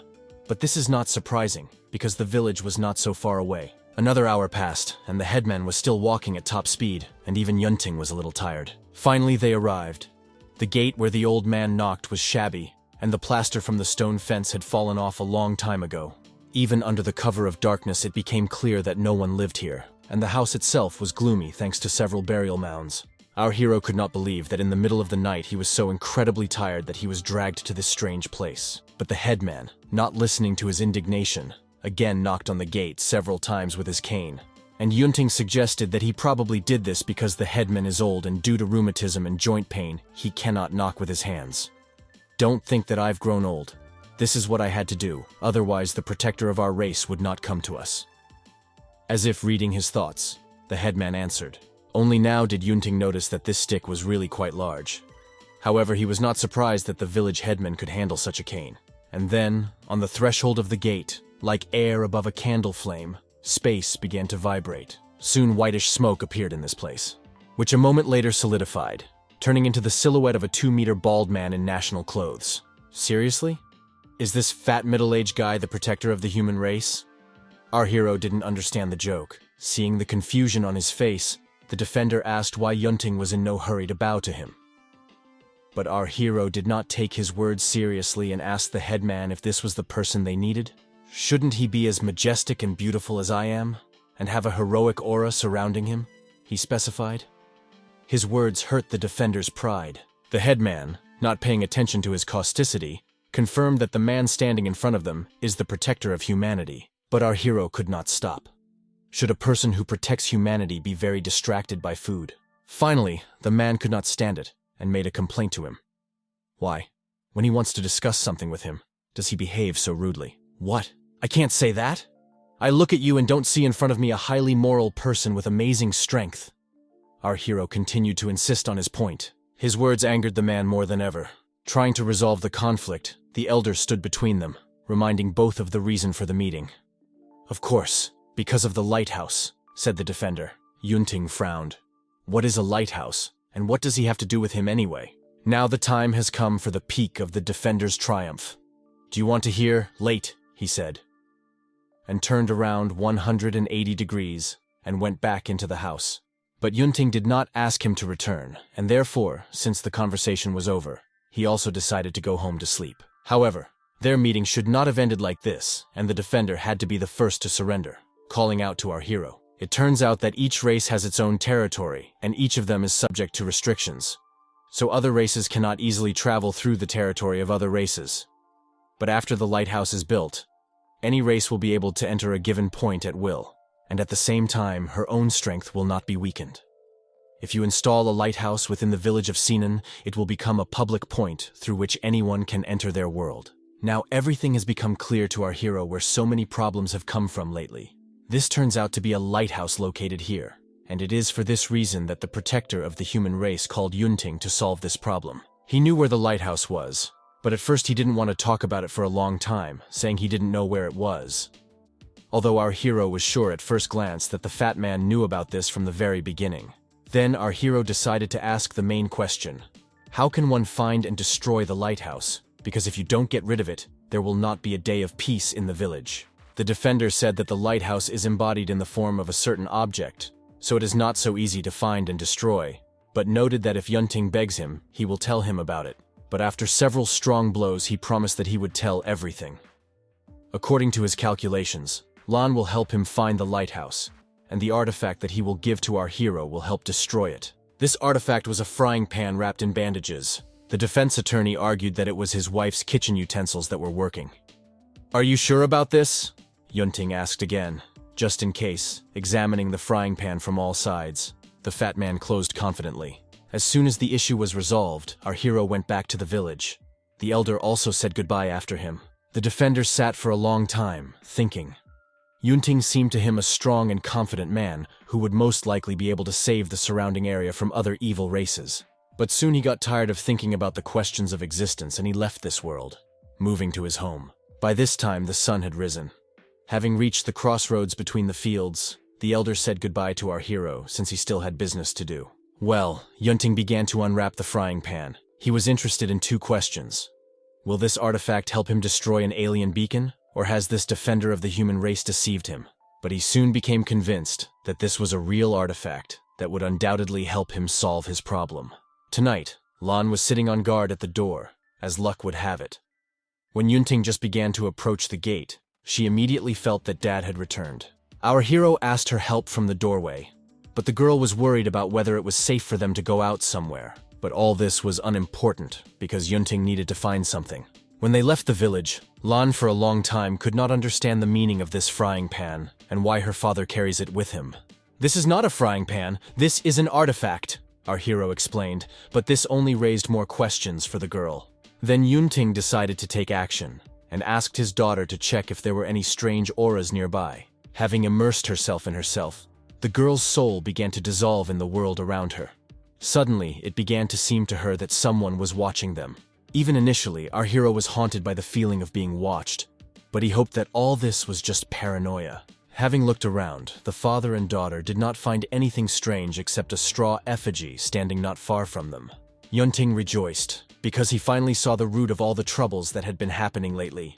The scarecrow is to blame for all this, and armed with a frying pan, he moved towards him, while Lan began to think that her father had gone crazy for being angry at the scarecrow.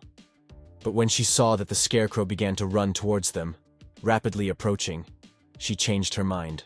Our hero dodged the first attack to gain time and use his frying pan. But when the unclean spirit sitting inside the scarecrow saw this artifact, he was afraid. And since his life has a great purpose, he decided to escape. But our hero won running competitions several times during his school years. And when he was almost close to the scarecrow, he threw a frying pan at it. As soon as the gold touched the effigy's body, the straw caught fire like a match, leaving behind barely visible acrid smoke, and also some very small incomprehensible wooden figurine. But how can a scarecrow hit a person? Lan kept trying to understand. Then our hero began to explain to her that the lighthouse was to blame for everything. It is because of this thing that there has been so much trouble in Sinan village lately. Well done, you did a good job. Lan began to praise her father. Touched by his daughter, our hero hugged her tightly. Unexpectedly, the frying pan of the wife of the protector of the human race turned out to be so powerful that the lighthouse collapsed with just a touch. Now that the lighthouse is destroyed, it will be very difficult for other races to get here, and even if they come again, they will not have enough strength. But then he noticed something strange behind Lan. At the place where the scarecrow fell and burned, tongues of flame rose as if gas was coming out of the ground. Sensing something was wrong, the girl again began to merge with the surrounding nature. But Lan only felt a normal aura nearby, no matter how strange it was. But then our hero smelled the gas fire. The place where this fire appeared was where the scarecrow disappeared. How can this be anything normal? Intrigued, Yunting came closer and decided to absorb the energy. But then I began to feel strange tingling in my hand. This energy began to penetrate his body, but he was unable to swallow it. So it began to be absorbed into him like a parasite. But this shouldn't have happened, and he cannot die here and under such circumstances. But then our hero began to realize that he did not feel pain or any other unpleasant sensations and began to laugh at himself.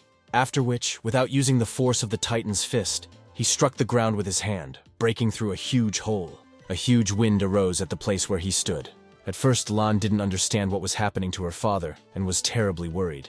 But then one wonderful thought came to her mind. What if he broke through? But this spectacle is so impressive that it doesn't look like a breakthrough. Will my father's body hold up? And such a big noise will definitely alarm the residents of the surrounding villages. Meanwhile, our hero began to absorb the energies of the surrounding natural elements. But suddenly, he reflexively opened his eyes as if he had woken up. Nearby, he saw his tear-stained third child, who was worried whether everything was okay with him. Not only am I completely fine, but I have also become much stronger, Yunting assured her, and began waving his hands in the air, showing his combat readiness. But early they rejoiced. The sudden breakthrough of our hero created real chaos.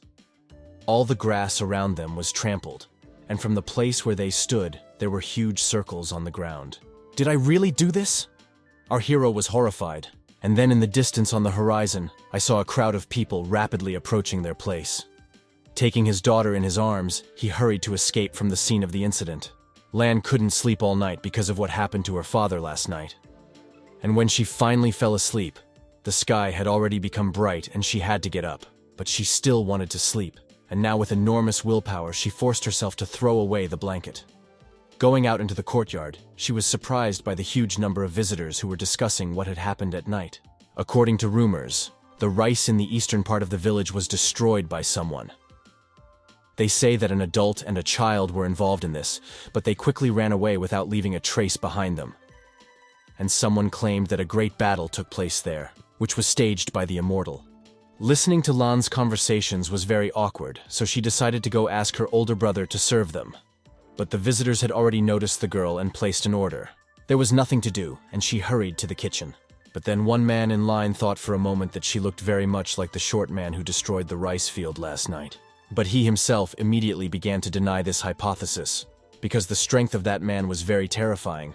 Of course it wasn't me, it was my dad, Lan thought, hiding her eyes on the floor and trying to look calm. At the same time, in a cave several miles from the village, the stone walls shook from a scream. "This is food for my ancestors, please don't eat it," the man begged, crawling on his knees in front of Liu. But the boy did not hear him and continued to repeat that dinner turned out delicious. Now the shaman regretted that he dragged Liu into his cave. It was very easy to invite him, but it was simply impossible to kick him out. And since this boy arrived, he had eaten more than half of their supplies. But what irritated him most of all was the fact that Liu ate everything that was delicious and threw away everything that wasn't tasty. And this is what they shamans tried so hard to collect. He really wanted to finish off this glutton. It was originally prepared as a sacrifice for a tribe of shamans. This way, they would be able to remove the curse from the body and would no longer have to wander the world with their fragile bodies. But his attempt to rush into battle was stopped by his partner and suggested that he better think about what they should do next with the ritual. There was no more food for the sacrifice, and the remaining half should not suffer because of this boy. So they should do something, because if Liu stayed in their cave for another day, then they would have nothing to eat. The decision was made unanimously. "Quickly leave! We won't keep you here anymore!" the shaman shouted, cupping his palms. But Liu had not yet thought of leaving the cave because he had not eaten enough. After his answer, the shamans began to regret more than ever that they had brought such a glutton to their home, and now they began to cry from powerlessness. They themselves will soon have nothing to eat, since the boy has eaten almost all their supplies. In response, Liu put forward an ironclad argument. The shamans near the village promised him that as long as he did not piss, he could eat as much as he wanted. He hasn't eaten yet, so he definitely won't leave. Hoping to somehow send the glutton away, the shamans offered to do anything for him, as long as he wanted to leave. Liu had one wish, but it was impossible. However, the shamans immediately began to clutch at this desire like drowning people at a straw, and they prepared to listen carefully. "Give me a monthly food subscription," Liu asked in exchange for his departure. Meanwhile, in the restaurant there was not even a minute to rest, so our hero, armed with a broom, swept. And that's why I didn't immediately hear someone calling him. It was Yunuo, his old acquaintance. Entering the house, he placed several boxes on the table, after which the men shook hands. In fact, Yunuo came to ask his old acquaintance for a favor, but our hero now had a lot of work at the restaurant and did not have time to help him. But Yunuo continued to insist on his own, hinting with his entire facial expression that the service would not be free. Well, if so, then our hero will gladly help him provide assistance. It so happened that he needed to leave for a long time, so he wanted to ask one of the Yunting children to keep his mother company during this time. According to him, his mother is very kind and will not cause much trouble. After thinking a little, our hero agreed. However, he needed to talk to the children about it first. "Thank you. In the future you can buy vegetables from us at half price," thanked Yunuo for providing the service. "And I am on good terms. We said goodbye, wishing each other a good day." In fact, Yunuo was a good person, and his mother often came to their restaurant and took care of the children. Therefore, our hero could not decide which of the children he should ask to take care of the old women. But when he entered the hall, he saw no one. Therefore, I assumed that they were probably all busy in the kitchen and the dishwasher. But it turned out not all. Dabao put the dirty dishes on one table and brushed off the dust. Seeing him, our hero asked him where Yun was now. But the boy had no idea where she was. Most likely, as always, she hid somewhere and ate sweet potatoes. Because of Yun, the restaurant almost ran out of all its potatoes. And this was a small problem that arose more and more often. Sometimes our hero jokingly prayed to the mother of his children to come and teach him how to endlessly create sweet potatoes. For example, For several days, one of the regular customers came to eat candied potatoes. But Yunting searched the entire restaurant and found only one piece of potato. And this piece was in Yun's hands. "Go and find the girl possessed by the evil sweet potato spirit," Yunting asked, pointing to the entrance doors. Obeying his order, Dabao immediately went in search of his sister and immediately brought her. Our hero smiled. He suspected that his son had another hidden ability. He instantly found everything that was lost. Only Yun was chewing sweet potatoes again. But when she saw her father's face, she suddenly jumped off her brother and tried to hide behind his back. "Dad, I can eat less, don't be angry." The girl began to make excuses. And then she decided to give up her most favorite delicacy in the world, sweet potatoes, declaring that she would never eat them again. But when she wanted to throw him away, Yunting realized that he should learn to express his emotions correctly. And he immediately began to reassure his daughter that everything was fine, and she continued to eat. And when Yun purred contentedly, he said that the family of their friend Yunuo in the east of the village had a lot of sweet potatoes, and asked her if she wanted to go to her. For the first couple of minutes, the girl was silent, and suddenly her eyes sparkled. "Dad, I understand. I will gain the old lady's trust, and you will steal all the sweet potatoes at night, right?" she asked. Yunting nodded confidently, and they took a pinky oath. According to the plan, Yun was supposed to go to the old woman's house for 7 days to find out where the sweet potatoes were, and then tell her father about it. As soon as they swore to each other, the girl immediately hurried to the house of the Yunuo family. "Dad, as far as I remember, the old lady raises scarecrows," Dabao recalled. But our hero needed to find an excuse for Yun's trip. Otherwise, their potato restaurant supplies would truly disappear. "Our littlest poor thing," Dabao sighed and went on to work. Soon Yun ran to the right house, and without wasting time she knocked. When there was no answer, she knocked again. Probably the old lady simply wasn't at home, and then the girl decided to come by later. But she was told that there must be a lot of Tibetan sweet potatoes in the Yunuo family's house, which she had never tried, and this disappointed her a little. And when she had already taken a couple of steps back, she heard the creak of the door. At first, Yun was afraid. Was the door really unlocked all this time? But now I had to think about something else. I need to find out where the sweet potatoes are stored. And on tiptoe, she hurried deeper into the house. "Why did you come here, child?" A voice was suddenly heard from out of nowhere. And soon an old woman came out to the girl. But Yun thought that she was not at home. Well, it looks like she won't be able to find out about the whereabouts of the potatoes now. "Granny, I'm here to take care of you." The girl ran up to the old woman and hugged her, explaining her presence. And she offered to let her help her grandmother with housework. But now the weather was good, and the elderly woman wanted to take a walk in the yard. While she was warming up her bones sitting in the sun, Yun looked under all the stones and all the bushes, and even managed to climb into the attic. But she couldn't even find a piece of sweet potato. But her dad said that there is a lot of her favorite delicacy here. Did the old woman really hide them somewhere else? Then Yun needs to continue the hidden investigation before anyone pays attention to her. For the next few hours, she took care of Grandma in every possible way. She turned on the fan, heated water for her feet, and told fairy tales. And when she was instructed to bring something to drink, she went to the kitchen. The plan to gain the old lady's trust was a success. But as she walked along the corridor, she noticed a home sanctuary. The intrigued girl came closer. But it turned out that the gifts were presented to a 4-armed figurine of a demon. His appearance scared Yun a little, but she reminded herself that she should not be afraid of anything. And then she would receive a mountain of sweet potatoes. The first night of staying in the Yun family's house finally arrived. She spent the whole day thinking about the old lady and the hidden sweet potatoes, and that made her very happy. But the home sanctuary actually turned out to be difficult. With the onset of night, the spirit living in the figurine woke up. And after a long time, I decided that tonight is the best time to act. After waiting for the time when the old woman fell asleep, he moved into her. When this happened, the old lady woke up. Only now her consciousness was controlled by a demon. Yun soon returned to the house, carrying a carafe of water and a couple of cups on a tray. But upon entering the room, she immediately realized that the elderly woman was in a bad mood. She was so angry that her face was distorted with anger. Not expecting such a change in mood, the girl stopped at the door, and the old woman asked her to come closer. Obeying her, the girl handed her the tray. The grandmother stood up slightly and took the glass.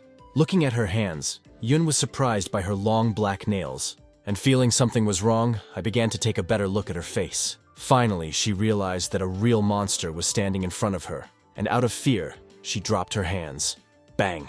The tray fell on the floor and broke. Following him, the girl sat down on the floor and then backed away. But then, the old woman leaned on the armrest, helping her huge body to stand up. Looking at her from bottom to top, Yoon still couldn't understand what happened, and why such a kind and sweet old lady suddenly became such a monster. And why is he now stretching out his terrible clawed hands to her? What does she want to do? Is she going to kill her? First of all, the girl tried not to panic and calm down. First, she must try to escape from the monster. But before that, I tried to turn to the old woman. Maybe her voice will awaken her consciousness, but this attempt was unsuccessful. And the old woman attacked her, but Yoon managed to return. After which, she began to look around. Well, how could this grandmother with her clumsy body be so quick to forget about rheumatism and senile fatigue? Without her abilities, Yoon was a weak and defenseless child, and now, like all ordinary children, she called for her father. But he did not know that she was in danger, and did not come. But then the spirit of the demon began to leave the old woman's body, not because he took pity on the elderly woman, but because he found himself a new home, Yoon's body. And just a little more and he would have taken possession of the child's body. But at that moment, her true spirit, the shaman, awakened in Yoon, forming a protective shield near the girl which threw the old woman back. Now in her hands was the magical 6-star hexagram, with the help of which she began to cleanse the environment of negativity around her, including the old woman. At first the demon in her body resisted and kicked. Then Yoon, using teleportation, lifted the body and threw it away, because a shake was needed. For some time the demon tried to take control of the old woman's body, but the girl continued to restrain him, and finally he left the body. At first, Yoon and grandmother lay unconscious. The little shaman was the first to come to her senses, but she thought that she had just had a strange dream, and stretching out, lay down on the floor again. But for some reason the dream did not return. Turning from side to side, she realized that something was wrong, and she began to reconstruct memories in her head in chronological order. But she only remembered that Dad asked her to go to the house of the mother of their old friend to find out about a new variety of potato. But she couldn't remember why she was lying on the floor and what happened. But there was something else. Some changes had occurred in her body. Yoon realized that it was torn, but, as she believed, during sleep. However, wasn't it too easy? But what difference does it make? Now with her new power, it will be much easier for the girl to find sweet potatoes. But then she turned her attention to her guardian. It looked like the old lady fainted. Yoon came up and began to shake the granny as hard as she could, so that she would wake up and come to her senses. Soon the old woman opened her eyes. Of course, she didn't look good and she felt bad. The girl didn't help her get to a chair to rest. Only now she felt as if the old woman was being strangled. "Grandma, how did you end up on the floor?" she asked. But the old woman also had no answer to this, since she did not know. When the danger passed Yoon and finally realized how much she thirsted for water, having quenched her thirst, she brought the old women something to drink, and casually asked if they had sweet potatoes at home. "Granddaughter, we don't have sweet potatoes at home." Not understanding why the question was asked, the old woman answered, but Yoon objected to her, because she heard that potatoes are grown in this house, and there is a lot of it here. The old lady laughed. Probably the girl heard the wrong rumors because she grew scarecrows, but not vegetables. When Yoon realized this bitter truth, she became sad. Did Daddy deceive her? But then, despite the late hour, someone knocked on the gate. Going out into the yard, the girl asked who it was that complained to them. "Your dad," was heard on the other side of the fence. The girl's joy had no end. She really felt the presence of her father. But on the other hand, a father who deceives his children is not a good father. "Dad, there are no sweet potatoes here at all. You lied to me." Yoon opened the gate and put her hands on her hips. "What are you saying? How could I lie to you?" Yunting was surprised, but his daughter pouted offendedly. Then our hero took out his main trump card, a bag of freshly bought sweet potatoes, which Yun immediately bought into. But first she hugged her father tightly and kissed him on the cheek, thanking him for the treat, and she began to absorb the delicacy. Well, then I remembered that she had broken through spiritually and told her father about it. But our hero found out about this as soon as she broke through, because he himself gained more strength. "Dad, I'm very hungry now. Can I eat all these potatoes?" Yoon asked again, just in case. But Ting assured her that he belonged all to her, and that she should not worry about someone taking him away from her. Meanwhile, Lu returned home. Lan was the first of the family to meet him. "You somehow came too quickly. We didn't even have time to go save you," she joked, carrying a new order to visitors. Her words slightly offended Lu. It seemed to him that no one planned to save him at all. "Dad just told us that your body is so strong that weak shamans are not your opponents at all and will not harm you," Lan explained. After some thought, Liu agreed that their father was right. True. But in the end, you weren't kidnapped. You were simply lured with delicious food. The little elf laughed. Her words made Liu a little embarrassed. And he changed the subject, asking why there was no one else in the hall except his sister. And where did they all go? Bing, Dabao, Chen and Shen are in the kitchen, and Yun went to pick up Dad. I don't know for sure, but I think they will come soon, Lan said. Liu sighed and sat down comfortably on a chair opposite the entrance to the restaurant and began to wait. Don't worry, they will be back soon, his sister encouraged him. By nature, Liu was reserved, but he did not like to wait, and therefore for the next half hour he fought the desire to fall asleep. But then our hero, holding the sleeping Yun in his arms, returned home. Seeing that the fifth son finally returned home, Yunting was incredibly happy about his return, and since he didn't see his son, he became even bigger. Yun kept up with her father, hugging her brother tightly. I almost forgot, Dad. There is something I have to tell you. Liu caught himself. Our hero immediately prepared to listen to an entertaining story. Meanwhile, Yunuo also returned home after the trip. What's wrong with you? Why is your face so pale? Seeing the poor condition his mother was in, Yunuo became worried, but the old woman assured him that she just accidentally fell badly. The man was surprised. Weren't there children near her who took care of her? In response, he heard that a little girl really came to his mother. She just left a little earlier than he arrived. Hearing that our hero kept his word, Yunuo felt better and decided to go and worship their home deity, thanks to which he managed to earn a lot of money this time. Okay, go, don't neglect his mercy. The old woman blessed her son. In fact, it was she who brought this strange figurine of a demon into the house when she planted a scarecrow in the ground. At first, she didn't think there was anything special about the sculpture. But every time her son bows to the statue and listens to her instructions, he earns a huge amount of money on his journey. So now Yunuo lit new candles and put in fresh fruit. Thank you for your instructions. I hope that you will continue to take care of us in the future. The man thanked in prayer, after which he bowed to the deity, and he began to wait for an answer from the spirit living in the figurines. But nothing has changed. What business should I do next? Please, my lord, guide me, Yunuo asked again. But there was no answer. Usually the sculpture immediately answered his question. But what is wrong today? Then a trembling ran through his body. Has their household god really decided not to bless him and his house anymore and therefore doesn't answer? Well, what did he do wrong that he became disgusting? Maybe it's because of his insincerity? But he, as always, made a sacrifice, thanked and paid tribute. But there was no time to think, and he fell to his knees again, praying again and again for the blessing of the demon. 6 hours passed and there was still no answer from the figurine. But Yunuo did not want to give up and continued to pray. But the demon figurine never moved. Why are you still kneeling here? Get up quickly! Looking into the living room and seeing her son still sitting in front of the sanctuary, the old woman asked. Yunuo listened to her and began to get up. But after 7 hours of sitting, his legs became numb and he fell. Watching him, the old woman just sadly shook her head. The man began to rise, holding onto the wall with his hand, and he assured his mother that he was fine. But he needed to go somewhere again.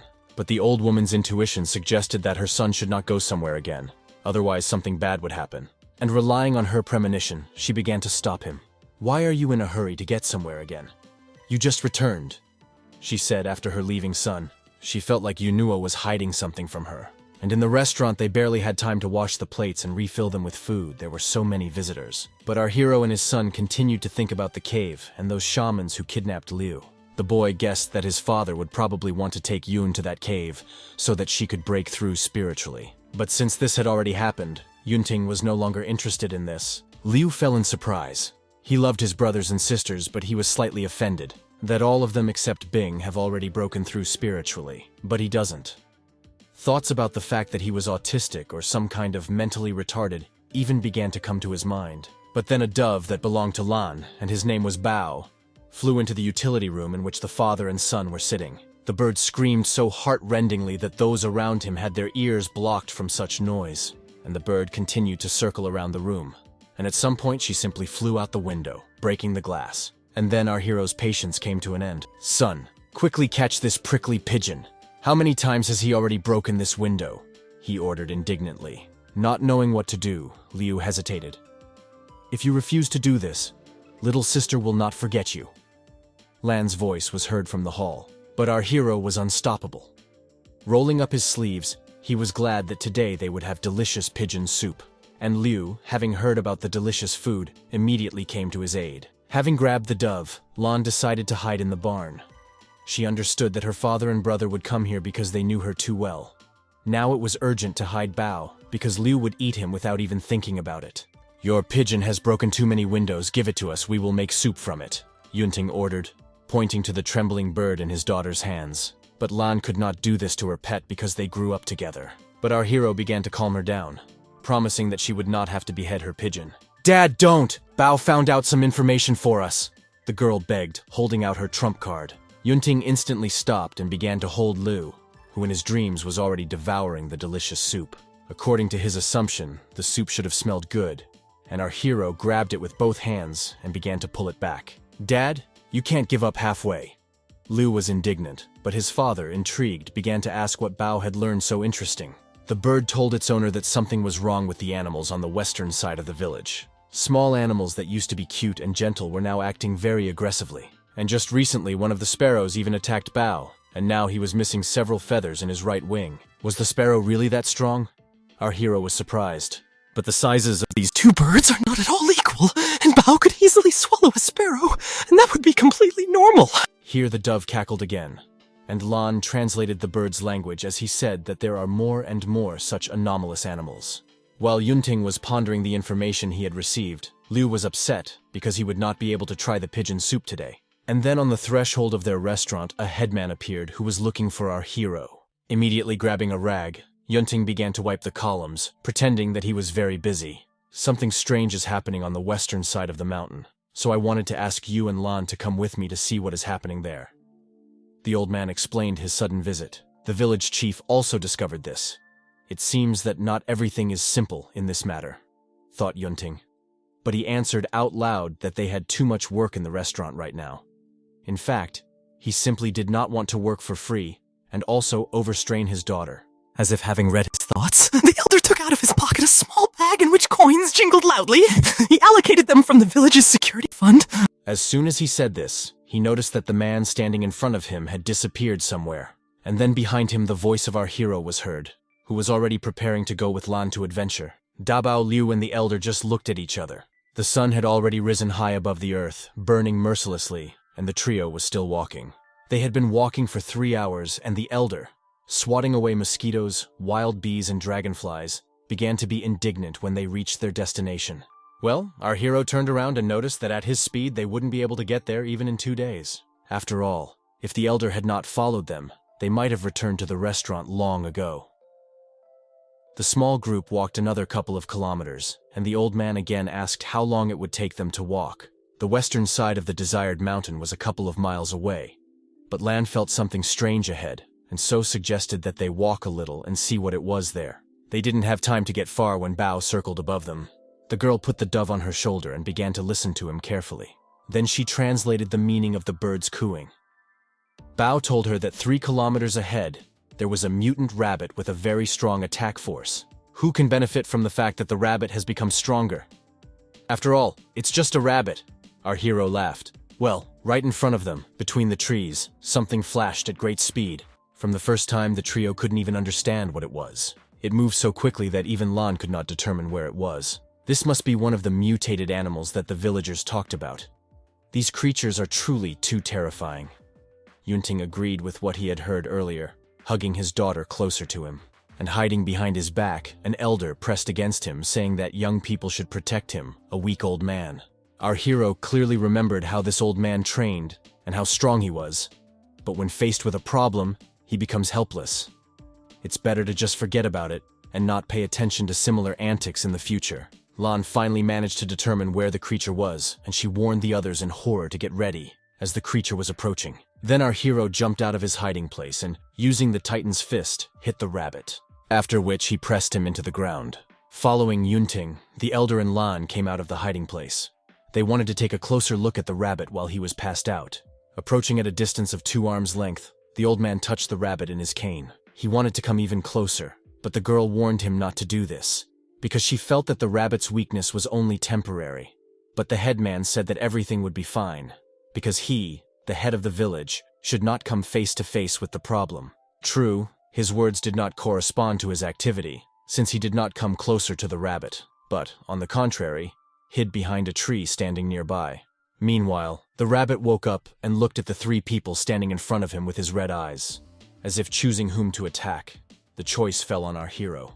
Yunting was not at a loss, and decided to combine two forces in himself at once: the power of a fire sorcerer and a titan. As a result, it should have turned out that he hit the rabbit and fried it. Even an immortal will be crippled if he is struck by its unquenchable flame. And so the rabbit, engulfed in bright red tongues of fire, burned alive. After a couple of minutes of his torment, he died. And soon in its place lay fresh fried rabbit meat. Having picked it up, our hero joyfully announced to everyone that lunch was ready. And the first began to devour the meat with pleasure, showing with all his appearance how appetizing and tasty it was, so that the elder could not resist and joined him. Inhaling the fragrant smell, the old man could not help but agree that the meat fried on an unquenchable flame was simply magnificent. And while he resisted the urge to fill his stomach to capacity, our hero continued to smack his lips deliciously. Finally, the headman could not stand it, and, approaching Yunting, took a piece of meat from him. He wanted to eat as much of this yummy as possible, and he didn't even have time to swallow. After all, the meat was so tasty that he could not tear himself away from it. "Headman, at your age you shouldn't eat a lot of meat. Return it to me as soon as possible." While taking the rabbit meat, our hero recalled one of the rules of long livers. "Aren't you ashamed for trying to take the old man's food away?" The elder answered without ceasing to eat. And only Lan was this rabbit. Initially, she wanted to communicate with him, but her father acted too quickly. And then, with the help of her abilities, she felt that not far from them there was another mutated animal, a sheep. Indeed, among the bushes, the trio saw a pair of red eyes against a background of white fur. The elder immediately climbed onto our hero's back, arguing that Yunting's unwavering responsibility and duty was to protect the life of the elderly village chief. But the man had no doubt that the old man would run away first. Having unhooked the old man from himself and armed himself with a bone from a fried rabbit, he promised his daughter that he would soon treat her to fresh fried lamb. Although Lan, in truth, imagined that love is shown differently towards others. But then our hero stopped. He decided to first tie up the sheep for interrogation, and if he was not satisfied with its answer, then roast it. Armed with a fiery spark in his hand, Yunting began to attack the animal, but the sheep prudently changed its direction and successfully dodged the flames. Well, the fire still got on her fur, and feeling the unquenchable heat from behind and trying to extinguish it, the sheep fell 3 times in a row. And the 4th time she touched the ground, she simply didn't get up. Soon, Yunting ran up to her and tied her to a tree, after which he asked Lan to ask the sheep what happened to the other animals on the mountain. After which the elder and I again continued to dine on rabbit meat while the girl talked with the sheep. First of all, she asked why she became like this. Before the animal had time to answer, our hero, who was very impatient to return home, asked if Lan had found out what she needed. But the girl shook her head. Then Yunting asked to entrust this matter to him and began to collect thin, dry branches for brushwood. He just wanted sweet and sour lamb ribs and decided not to deny himself this. While the tied sheep looked at the flaring fire on which it was to be roasted, Lan persuaded it to tell everything as soon as possible so that it would not suffer from torture. Well, the sheep was silent, and then Yunting made the final decision to accept its meat as food, after which he hung her over the fire on a makeshift nativity scene. Barbecue, cooked slowly, should taste amazing. He shared his wisdom with his daughter, watching as the white wool of the sheep began to smolder. Realizing that her end was near, the animal finally bleated, and Lan clapped her hands joyfully, since she would not have to see the death of another living creature. Turning to his daughter, our hero began to wait to find out what the sheep said. But it turned out the animal didn't know anything. "Making a roast out of you would be too soft-hearted." Yunting got angry. Now he wanted chops, and grabbing the sheep, he began to beat it. Covering her face with her hands so as not to see what was happening, Lan turned away, and her father continued to beat the sheep. But he soon stopped, arguing that it provided the last chance. The sheep was barely audibly sick. "Dad, it seems she remembered.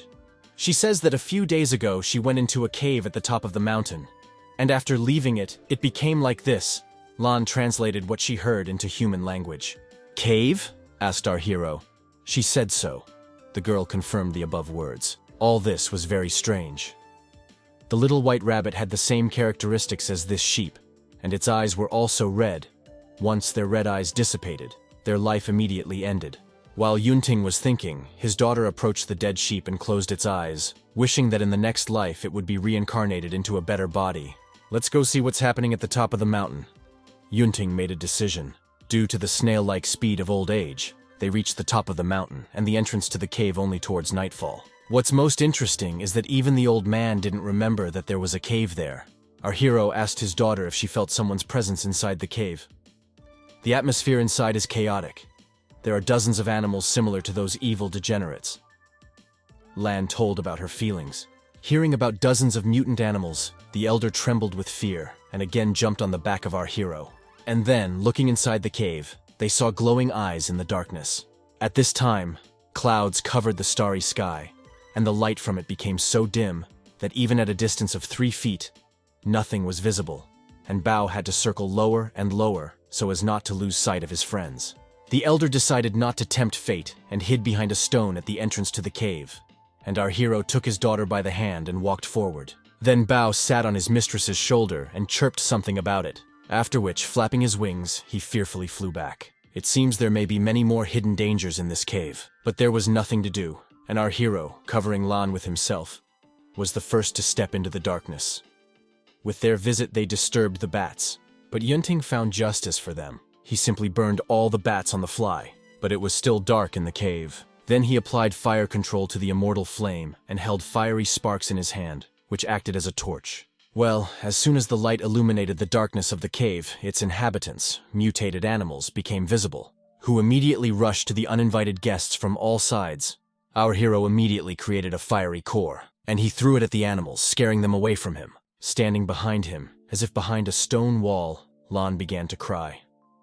She knew that these cute animals definitely had no intention of stopping being so evil, and it was not their fault, and therefore the girl could not allow them to be sacrificed in vain. But what could she do to save them? If only she could use purification to awaken the power of the ancestors within her. As soon as she thought about it, a heavenly light descended on her. Our hero was dumbfounded from surprise, and the light emanating from Lan began to catch up with the animals. No matter how they resisted, they could not escape. Some time has passed. Yunting knew that he shouldn't touch his daughter for now, and so he silently stood aside. By that time, the animals had been cleared of the evil that had entered them, and they behaved absolutely normally and calmly. Moreover, feeling thanks to whom they were saved, they began to approach the girl and everyone received a piece of human affection from her. But then our hero felt a tingling in his body and realized that he, too, now had the ability to cleanse the environment. Has his daughter really broken through to a new spiritual level? But it was really so. The happy father began to squeeze Lan in his arms, although initially he planned to take the animals home to fry and eat, but it turned out that Lan cleaned them. I didn't think that food was more important to my father than my breakthrough. Continuing to smile, the girl was slightly upset. "You can go out, old man. Let's go see what's inside." Coming out of the cave, our hero shouted outside. The elder did not immediately come out of his hiding place, and looked around with caution to see if all the animals were really healthy and normal. "Headman, stop looking at them. They've all already left. You can go out," Yunting convinced him. But the elder invited him to go first, and after him he, a weak old man, would follow him. Our hero sighed. He would never believe that the elderly man standing in front of him was really weak. But still the first began to make his way into the cave. He illuminated the path with a small beam of fire. And even if Lan, the little girl, behaved calmly, the elder was still nervous. But something was strange in his behavior. He even accidentally stepped on Yunting. "I'm trying to understand what's happening to him." Our hero stopped, and the old man hit his head on his back, after which he asked the man walking in front of him not to stop and continue moving forward. Then Yunting, realizing by his accelerated breathing, suggested that he go first, since he was in such a hurry. "Please stop intimidating me, weak and defenseless. My leg suddenly hurts. I need you to carry me." The old man answered and easily jumped on our hero, who still could not understand in what place the elder of his village was old and weak. After several branches, they came to a very strange place. "Dad, what is this?" Lan asked. "Looks like an anthill." Yunting shared his thoughts. Indeed. Above and below, right and left, holes were made in the walls the size of a man, which seemed like small corridors leading somewhere. Our hero asked his daughter to use her abilities to see which path leads to the end of the cave. But Lan, after an impulse, received the ability to cleanse living beings from evil spirits, but did not receive anything for exploring the territory. But pointing to one of the caves, she said that she felt some strange aura from it and, using perception, decided to use it as a navigator. After which she pointed her finger in the right direction. And so wandering through the corridors, they went further and further. Half an hour passed like this, Finally, the trio saw a light at the end of the tunnel which led them into a huge room hewn out of the rocks. And the first thing that surprised them was why everything was broken there and there was rubble. Our hero was not taken aback by this view and suggested that we first look around. In the center of the hall there was a large, huge, empty pot, and next to it there was something small that attracted Yunting's attention. It was a small head of a demon sculpture. Examining this thing from all sides, our hero asked his daughter if she felt something from this stone. For a minute, The girl concentrated on her feelings and the vibrations around her. and it turned out that the same aura emanates from the demon's head as from those mutant animals that she recently purified. Well, then the elder snatched the sculpture from Yunting. What a pity. If it had not been destroyed, I would have added it to my collection, he said, turning the demon's head in his hands. But then Lan warned him that this piece of stone is real evil, and he should not play with it. The old man immediately threw away the sculpture that our hero barely managed to pick up, and choosing the largest stone lying nearby, picked it up so that in case of danger he could throw it at the enemy, saying that even though he was an old man, it was too early for him to remove it. And then the feeling of déjà vu began to return to Yunting, as if he had already seen this demon head somewhere before. After thinking a little, he remembered that he had seen similar sculptures in the succubus cave. It looks like he will need to visit the seductive devils to find out if they are involved in this. And only now Yunting turned around. An incredible picture appeared before his eyes. An old man, who all the time claimed that he was weak and infirm, was holding a huge stone boulder. I suddenly felt that the mountain was in great danger. Therefore, I decided to support her. The elder explained his sudden surge of adrenaline. Now there is nothing interesting left in the cave, and our hero took Lan by the hand and said that they were going home. The headman was surprised. He didn't think that they would leave this cave so soon. Animals mutated because of this sculpture. Now that it is broken, this will no longer happen in the future, Yunting assured him, pointing to the demon's head wrapped in a scarf. This news made the old man incredibly happy, and since he was weak and infirm, he decided to use the services of free travel in the form of the Yunting nag. In fact, from the moment he entered the cave, he could not shake the feeling that someone was watching them. And this someone became angrier and angrier with every step they took. And his invisible gaze made the elder feel uneasy. He felt with his skin and heart that many troubles awaited the village of Xenon ahead. But he did not want to think about it, and hoped that all misfortunes would pass them by. Several days passed like this. The residents of Xenon village lived their lives and the restaurant continued to operate in the same spirit. Only the father of the Liu family, after he came home from the cave, did not leave the room, and the children began to worry about him, whether he was okay. Meanwhile, it was scary to look at our hero. His face was drawn, and there were dark circles under his eyes. He hasn't slept for 3 days, and all this time he tried to wait for an answer from the demon head he picked up. He had already prayed to her and presented an offering and danced around her and sang, but the answer did not follow. At some point, a brilliant idea came to him. Maybe the sculpture should be rubbed like an enchanted teapot, and a genie would appear from it. Inspired by this idea, the man began to wipe the demon's head with a handkerchief, but it did not work. Then Yunting placed the sculpture on a high stool and turned on the lamp on top. "Lights are ready. Camera is ready. Please proceed," he announced in a loud voice, and took a magnifying glass and sat down opposite, observing carefully. After 2 hours had passed and nothing had changed, he took a brush and paints and began to paint hieroglyphs on the sculpture, and threatened that if he continued to be ignored, he would also add a mustache to him. But alas, the demon's head, after 3 hours of studying our hero, did not even move and stood like a dead man. Well, now how should Yunting explain to his fellow villagers that it was he who created those bloodthirsty animals that attacked their houses? If the sculpture didn't look like a succubus statue, he wouldn't even look at it, let alone take it home. Lost in his thoughts, he left the bedroom, wondering where Bing could have disappeared to.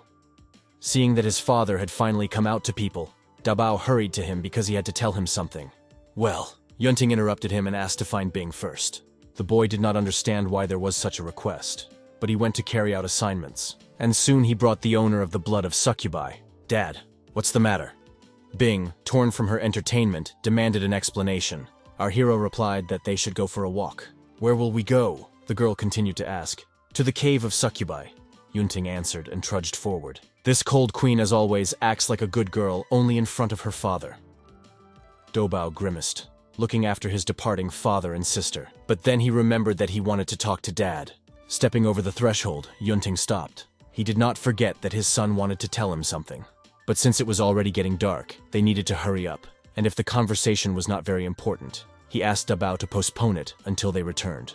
The boy had no choice but to come to terms with this. He noticed long ago that when his father is focused on something, it is very difficult to reach him.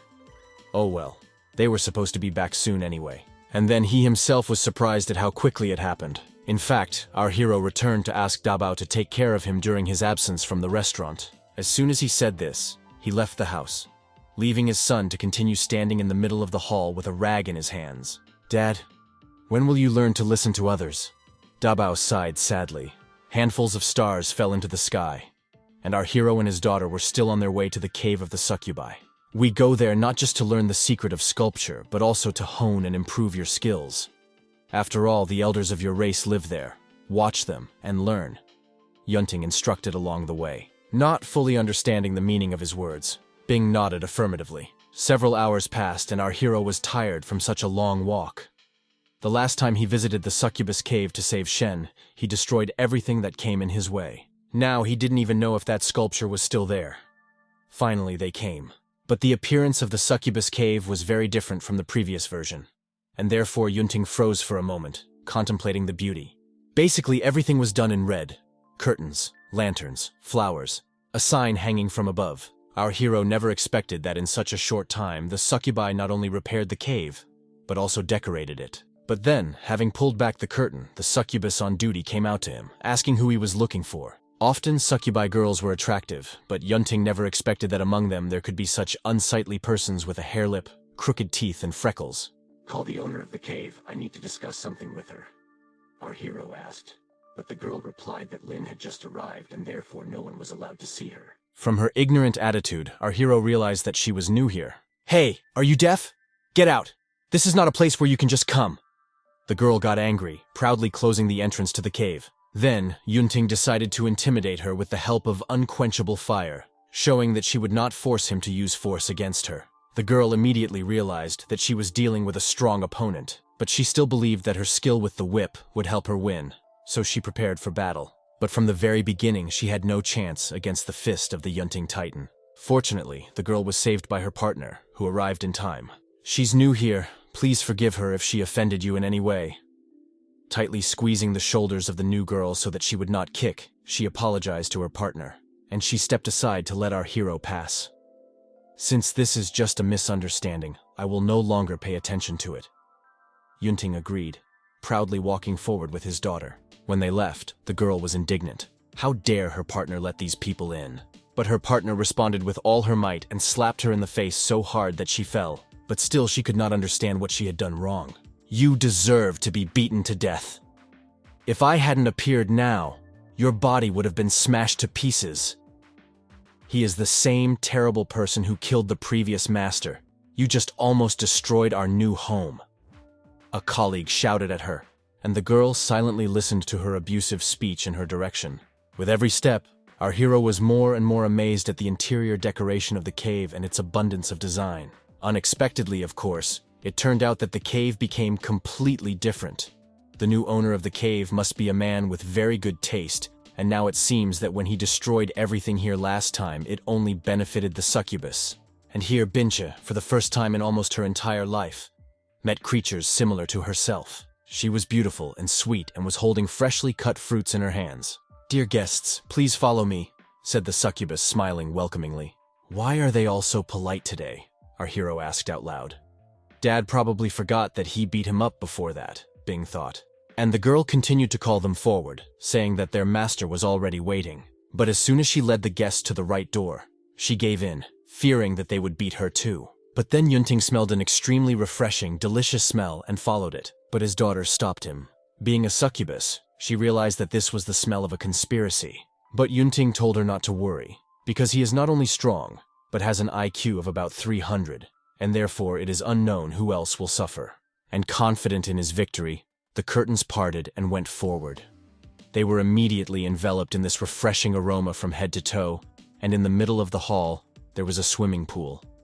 There was no one else there except them, Is there something wrong with the new head of the succubi? Why did she invite us to the bathhouse? I look around and our hero thought. Then a quiet splash of water was heard, and a woman's body emerged onto the surface of the pool.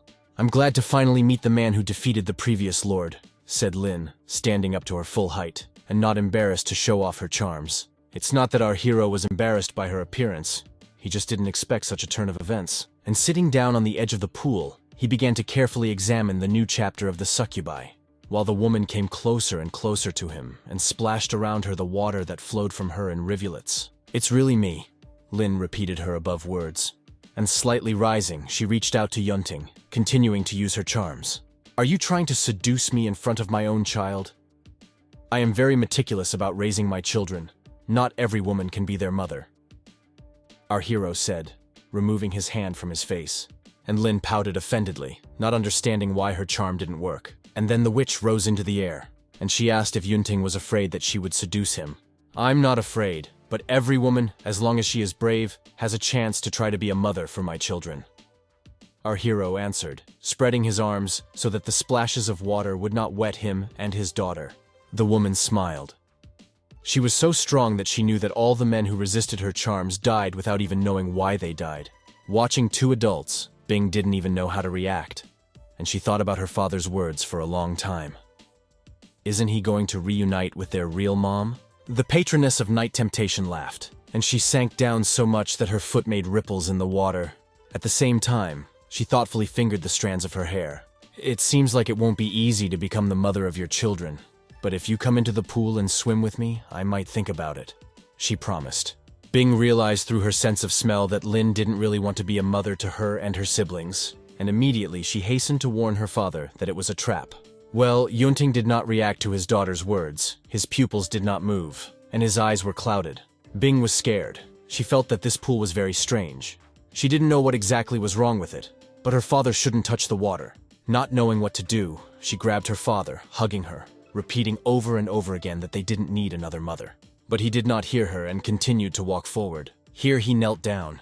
Juan, finally I've waited, he said, and began to stretch his hand towards the water, while Bing tried with all her strength to pull him back.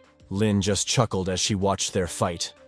Juan, don't go. I haven't seen you for many years, repeated our hero. Then Lin beckoned him to come a little closer, and finally Yunting did what she wanted so much. He dipped his hand into the enchanted water. Now Lin felt like a winner, and in a sweet voice, she ordered him to climb completely into the pool. I have to think of something. Dad can't go into the water, Bing decided to herself in despair. And since she had no options, she decided to use the whip, which she flicked in the air and lightly hit her father's back. But Lin continued to laugh. She was amused by the fact that the usual pool of her succubus clan could easily conquer the one who killed the previous lord. But early she rejoiced. The woman thought that just a little more, and she would be able to take revenge on the one who took away her wonderful opportunity to become stronger by swallowing the power of the boy Shen and killing the previous lord. The water here is too cold for swimming today. Our hero commented on the water sample, wiping his hands. How is this even possible? Lin shouted in confusion. Fortunately, the power of the magic pool no longer affected our hero. In fact, the water was really strange, and as soon as he touched it, he felt a tyrannical corroding force. This power can directly corrode the soul of a person who touches it. But the water in the pool was cold, and it was the trembling through his body that brought Yunting back to his consciousness. Wife, come home with me. You will be with the mother of my children, he joked, extending his hand to Lin, which of course didn't want to go anywhere with him and took out her whip to confront him. Our hero dodged and asked Bing to watch carefully and step aside. Only the daughter did not immediately understand what he meant. Dad, can you at least explain it properly? The girl begged and was horrified. A whip was rapidly approaching her, which was about to hit her. Bing closed her eyes, hoping that her father would save her. But then she remembered how on the way to the cave, he told her that when they were with the succubi, she carefully watched them and learned. Now she understood everything. It turns out that her father wanted her to learn the skills possessed by the head of the succubi, and then her whip collided with another leather sword, repelling the attack. The fact that the girl learned the technique of moving the whip from Lin so quickly surprised the woman incredibly. Good job, our hero praised his daughter. And then the two whips collided together again. Each side wanted to snatch the weapon of battle from each other. Meanwhile, the belts began to tighten into loops. Bing slowly began to win in the struggle of confrontation. Lin continued to pull the whip towards herself, but she felt that the opposite side was pulling harder. But she is the head of the succubi and has no right to lose. The woman grabbed the whip with all her might, so much so that her knuckles turned white. But still she could not stand it and released the whip, which, spinning in the air, hit her assistant, who was secretly watching what was happening. "Good job, but now it's Daddy's turn," our hero said, hugging his daughter. Meanwhile, Lin fell back with a shockwave and slipped painfully and hit the ledge of the pool. As everyone already knows, Bing loved praise very much, and especially when her father praised her. Therefore, knowing about her weakness, Yunting continued to be proud of his daughter, and the girl listened with pleasure to his words of praise. While they were both enjoying their accomplishments, Lin finally decided to get dressed. Looking at her, Yunting agreed with the opinion that a clothed woman is more attractive than a naked one. At such a young age, your daughter picks up everything pretty quickly on the fly. She even stole my equipment in the blink of an eye. Lin made a claim. Our hero didn't even immediately find an answer to such an accusation, and the woman, without a hidden threat, approached them. The enveloping sweet aroma around her was no longer there. How can you call it theft if you showed everything yourself? Yunting came to the defense of his daughter. Lin ignored this question and inquired about the reason for the arrival of the guests, since she would never believe that they came to the Scarlet Cave to watch her take a bath. If you hadn't reminded me, I would have almost forgotten. Our hero began to speak, but there was a castle, and with 2 fingers he called something or someone to him, after which he rubbed his fingers together. Lin was unable to unravel his movements and continued to wait for him to explain everything himself. "I am an outstanding person, and of course I should receive a reward for seeing you take a bath," Yunting said without any embarrassment. "Offer to pay for watching someone you saw. Only Dad can come up with something like this," Bing thought to herself, chuckling. But Lin was not amused by such a statement, but rather angry, and she decided to punish Yunting for his impudence. When she cracked the whip for the first time, it cut the stone protruding on the wall into several pieces, and having struck the second time, she planned to beat our hero. "Hey, wait! If you don't want to, then you don't need to. Why are you acting so cruel? There's a child here. Stop the violence!" Covering his daughter with himself, Yunting hastened to calm the angry woman, but his words were filled with meaninglessness for Lin. It was insulting to her that the enemy quickly forgot how he and his daughter had just acted against him. Although she understood that the girl was in a relaxed state, and therefore did not use all her strength. To be honest, the talent of this little representative of the succubus family scared her a little. But on the other hand, she really didn't want to fight our hero. In the end, his tyrannical power is higher than hers, and therefore she has no advantage. Moreover, since the pool could not corrode Yunting's soul, then its strength should not be underestimated. It is not surprising that the previous ruler died at his hands, because he is not so simple.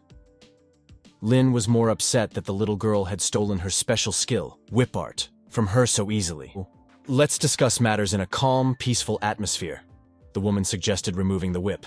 "I remember that there used to be a sculpture in your cave. Why isn't she here now?" asked our hero.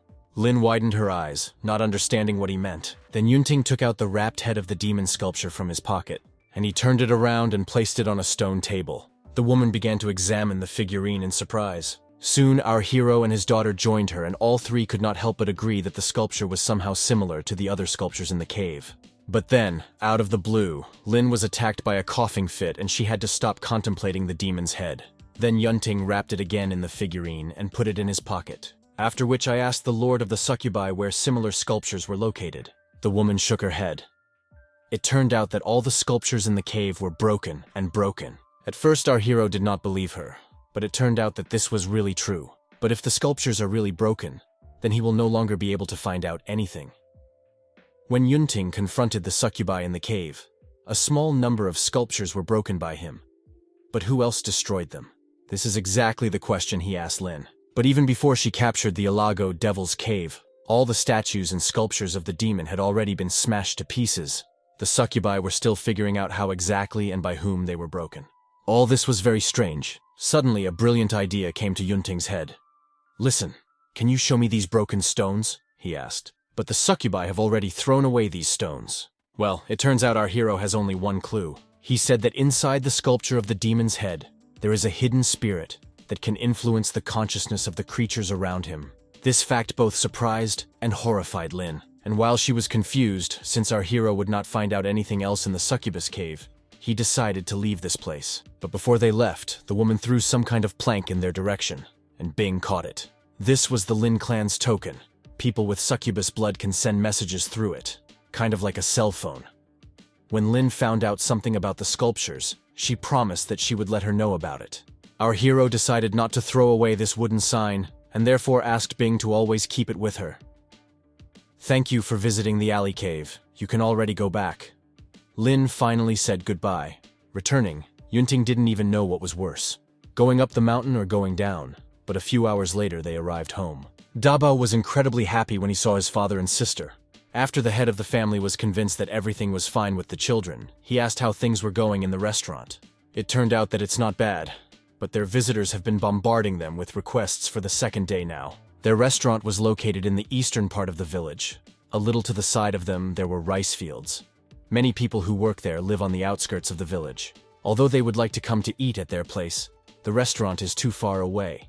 So they hope that a home delivery service will be opened, and of course they will pay for it. Great idea. I fully approve of this proposal. Yunting immediately agreed. In addition, in this way the problem with queues can be solved. As for the question of who will go, then Shen will most likely cope with this. Our hero decided not to relegate such a matter to the back burner and went to discuss this proposal with the headman. Because in order to carry out the food delivery service, you need to notify the village government in advance. Although over the past few decades the village has grown into a town. When the headman opened the door, Yunting realized from his naked, sweaty torso that the weak old man was training again. Head, our restaurant has a new business. I hope that you will help promote it in the village. Our hero asked from the threshold. And then the gates closed in front of his nose, because the headman did not want to solve someone else's problems. Besides, he was too afraid of trouble, and had been too busy these past few days and was a little tired. At first, his behavior outraged Yunting, and then he decided to resort to cunning. I heard from the widow Anne from Beikun that you recently visited her at home. He told the rumors that had reached him. A second later, the village chief opened the doors for him again, claiming that Mr. Lu's restaurant was an image project for Xinan Township. So he, as the village chief, was of course obligated to help with its promotion. It's been a little over a month since our hero's restaurant opened takeout service. But now, no one in the family ever ate on time. Every day when lunch came, all 7 punctually picked up the orders prepared by their father and ran to deliver them throughout the village. Despite the fact that Yunting was always very busy in the kitchen and very tired, he always said that he was happy and had found his calling in life. And it's true. Even though bruises appeared more and more often under his eyes from lack of sleep, there was always a smile on his face. The news about the takeaway quickly spread throughout the village. First, a note had to be sent via carrier pigeons, ordering food in advance, and then it would be delivered to the customer's door in the afternoon, which was a very convenient service. This saved housewives enormously, and now they had more free time. But sometimes the messengers did not have time to bring orders on time, and the housewives had to reassure everyone that the food would arrive soon. Even though it was so late, Liu still had to deliver the last order to the Zhang family. But still, how quickly time passes, that night has already come. However, he should have delivered the order quickly and returned home quickly. But then, to the side of the road, he noticed a barely visible red light. The interested boy came closer to find out what it was. He suggested that it was quite possible that this was some new children's toy unknown to him. His eyes, accustomed to the darkness, closed when the boy parted the grass and the light became incredibly bright. But instead of a child's toy, he saw a small figurine of the devil. But why does it emit such a strange and dazzling red light? Trying to solve this riddle, Liu began to examine the figurine, feeling it from all sides. Maybe there is a battery that powers the toy? But then he remembered that he had not delivered the order yet and he needed to hurry. But he couldn't just throw away the figurine that interested him, and so he put it in his bosom. And worrying that he would be late and would be scolded again, he hurried to deliver the order. Only God knew how many clients had recently scolded him for being late. Finally, he arrived at the right address.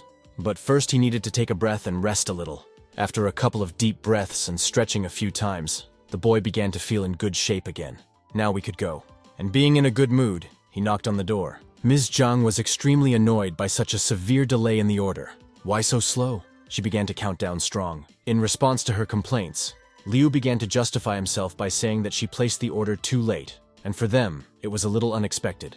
But Mrs. Zhang did not listen to him, and snatching the package, went to the kitchen to serve dinner. And without wishing you a good evening, she closed the door. And the boy remained standing, sighing sadly. He got very tired when he was scolded all day. Literally every client to whom he brought food expressed his dissatisfaction with the time of delivery of the order. Suddenly voices filled Liu's head. They were like wolves repeating the same phrase. "Why so slow?" From their scream, the boy became mentally ill. He could no longer control his consciousness. Angry, he began to beat the ground with his fists. And then he heard a child's ringing, clear laughter. A couple of meters away, in a room behind the wall, a small boy was playing with toy building blocks. "Go in and kill them all!" ordered a voice in Liu's head, and he promised that after he killed the Zhang family members, he would feel better. And intoxicated by this voice, he pulled the door handle. What a great house my house turned out to be. The kid was happy with his final result, while Liu hesitated whether he should come in. "Kill him and you can become stronger, you can become better. Kill him quickly." The voice in my head continued to insist. Then the little boy noticed a well-known giant in their village, but the expression on his face slightly alarmed him. Does he really want to play with building blocks? And so the power of the demon took possession of Liu's consciousness so much that he forgot who he was and what he was doing in this house. "Hey, what's wrong with you?" Feeling something was wrong and holding out a few cubes, the kid asked Liu, standing next to him. And he suggested that if he didn't have enough, the boy would give him the building blocks of his slightly older brother. Well, Liu continued to be silent and the baby was seriously scared. "Kill him!" The voice sounded in Liu's head again, and he obediently grabbed the baby and began to strangle him by the throat. His hoarse cry brought him to his senses, and he, horrified by what he was doing, released the child, who immediately began to burst into tears, calling for his mother. "How could I do this?" The sixth son of our hero didn't understand, being confused, and then he hurried to leave the Zhang family's house. Soon the mother came running into the children's room and began to calm her son. While Liu ran home as fast as he could, it was impossible to let Madame Zhang find out that he came to their house. Otherwise, they would not be able to stay in the village. He ran for a long time, and when he was finally exhausted, he decided to take a break. To everyone's happiness, Liu was awakened by the boy's scream. Otherwise, it is unknown what he would have done with him. But why did he suddenly become like this? And then he remembered the recent adventures of his father and the head of the demon figurine. But he also picked up the figurine, only this time it was whole. Was it really she who controlled his mind? "You must be a bad toy. Stay away from me," Liu threatened, and took out the figurine and threw it away from him. When he came home, Dabao immediately understood from his emotional state that his brother had been scolded. And worrying about him, I inquired about his well-being. But Liu, not understanding what happened to him, waved his hands, claiming that everything was fine with him.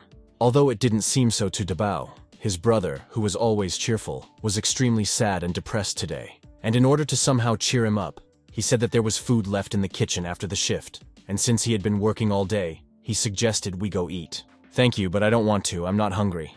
Liu refused. He began to feel that the demon was beginning to take over his mind again. "Dabao, worry about your brother who has some problems. But my father was not at home at the moment, and therefore he decided that he would not touch him for now, hoping that everything would get better soon. I think you should rest, while I prepare dinner for everyone," Dabao ordered. And while he was in charge, Liu kept trying to understand what was happening to him, and what was wrong with him. Where do these strange thoughts and desires come from in his head? And while Liu was pondering this problem, the demon continued to take over his consciousness. At some point, Liu thought that his older brothers rushing around in the bustle of preparing dinner irritated him. Also, why does Dad take Dabao so seriously and not him? And why does Dad always go to save the other children, but didn't come when he was in danger, when the shamans kidnapped him? And why is Yun forgiven for any mistakes she made, but not him? Why do they all have a chance to become stronger, but he doesn't? Does he look weird just because he has a different physical build from normal people? All these disturbing thoughts awakened resentment and anger in him, and he became angry at this unjust world. "Kill Dabao. Kill him, and you can attract the attention of your father," the voice spoke in Liu's head again. And he did not stop asserting that by committing murder, he could become stronger. While Dabao was wiping the plates, he stood up and began to approach him from behind. But then they called out to him. "It was cute, Yun. Brother, why don't you rest?" she asked, while eating a sweet potato. Her smile and glowing eyes brought Liu to her senses. "Should I relax and everything will be as before?" he thought. And hiding his eyes, he hurried to his room. When he was left alone with himself, he closed the door tighter. Not because someone might come in because they were afraid of hurting someone. And did he really just want to kill his older brother? The boy very often carried a wooden basket with him in which he carried things. But now, tired, he threw it away from him and plunged into his thoughts. Maybe he's gone crazy? How could he have the idea of killing his older brother? Out of excitement, he began to slowly tear out the hair on his head. I am so insignificant, I am so useless, and I can do nothing but eat, he reproached himself. And when he calmed down, he began to collect the things scattered on the floor back into the basket. But then his legs became weak, and his back was covered in cold sweat. The same small figurine of the devil lay in the basket, but now a smile seemed to play on the devil's face, as if he was mocking his attempts to free himself from his spell. So several days passed. The Liu family continued to work in the restaurant. Looking into the kitchen to his father, Dabao told him that Yunuo had just come to see them. Not only was he acting very strange, but he also looked very strange, and Dabao thought that his father should go check on him. This news alerted our hero, and he asked what was strange about Yunuo's appearance and what he looked like. His eyes were bloodshot. Dabao replied. When the working day ended and the last visitor left the Yunting restaurant, he went to visit his old acquaintance. Soon he stopped in front of the desired house. Only from the outside did the building seem somehow lonely to him. He approached the door and was about to knock, but then he noticed a growing flower nearby, which only under the cover of darkness decided to show the world its red petals. Our hero bent down and began to stroke the flower, but then it quickly began to fade. Has it withered? Is he really that disgusted after I touched him? Yunting was upset. But no, there's really something wrong with this place. Something must have taken the life force from this flower. Otherwise it would not have withered so quickly. When he took Yun a month ago, everything was in order in this courtyard. Only a short period of time had passed since then, but everything here was so neglected that it brought up terrible thoughts. Maybe something happened while Yunting was not visiting his friend. It seems that Yunuo was in some kind of danger, since he did not come to his restaurant to thank Yun for looking after the old lady in dinner. Taking a deep breath, our hero knocked, but in response there was silence, and only the wind curled in the attic. Is there really no one at home? The man pushed the door, which turned out to be unlocked, which alerted Yunting. Mentally asking for forgiveness for breaking into someone else's house, our hero went inside. The whole house was cracked, as if it had been built not 10 years ago, but 100. And besides his breathing and heartbeat, Yunting did not hear any signs of life in this house. And looking around like a thief, he continued to move on. He was alarmed by the words of Dabao, who said that he saw Yunuo's bloodshot eyes. Could this indicate that a demon has taken possession of his mind and body? Our hero snapped his fingers and struck a spark of fire, illuminating everything around him with it. And only now he saw that he was leaving marks on the floor. There was so much dust everywhere. The courtyard looked no better. The paths were overgrown everywhere, and the flower beds were overgrown with weeds. Finally, it was the turn to look around the living room. The chair that Yunuo's mother loved to sit on stood empty, like an orphan that no one would install again. But since there was nothing else unusual here other than a heap of dust and cobwebs, our hero decided to return in the morning and inspect the house again. He had already turned to the door when he noticed a pile of red clay stones, which apparently fell from the home prayer altar. Well, where did Yunuo get all these stones in his house? Yunting took one of them and began to turn it over in his hands, examining it, and only now realized that he was holding half the face of a devil statue. For a minute, he silently looked at a piece of sculpture, trying to understand. Did he imagine it, or is it really reality? Why is there a statue of the devil in his old friend's house? He expected to see such a sculpture anywhere, but not here. And why is it broken too? What's going on in the village of Sinan lately? Dabao never lied to his father, which means that he was not exaggerating when he said that Yunuo had bloodshot eyes. The mutated animals on the hill behind the village also had red eyes. In this state, they lost their minds and attacked people for no reason. If you think about it this way, it turns out that Yunuo also fell under the influence of the demon. Our hero did not know where he had gone. But if his eyes have turned red, it is possible that his mother is also with him. It turns out that we need to find out as quickly as possible whether this is so. Having abandoned the sculpture, Yunting headed for the exit. But finally he looked back to check if he had missed something important, after which he went home. And he really missed one detail. The demon's sculpture still contained a piece of his spirit. The entire village of Sinan fell into a sweet sleep at such a late hour before a new hard-working day, but not Liu. Wrapping his head in a blanket and clasping his head in his hands, he prayed that the voice giving him orders would be silent. But the demon, like a weed, continued to seize power over the boy, repeating over and over again that he should kill everyone. But when Liu continued to resist, the demon decided to put pressure on him through a hallucination. It seemed to the boy as if huge bloody hands were reaching out to him from the darkness. "Get out of my head, I won't kill Yun!" The boy desperately continued to disagree with the crime. It was difficult for him to put up any kind of resistance, and then the demon disrupted the heartbeat of his heart. But the boy, overcoming the pain, swore that he would never harm his family. He understood that the demon was forcing him to do this, and that he was trying to force him to hurt Dabao and Yun.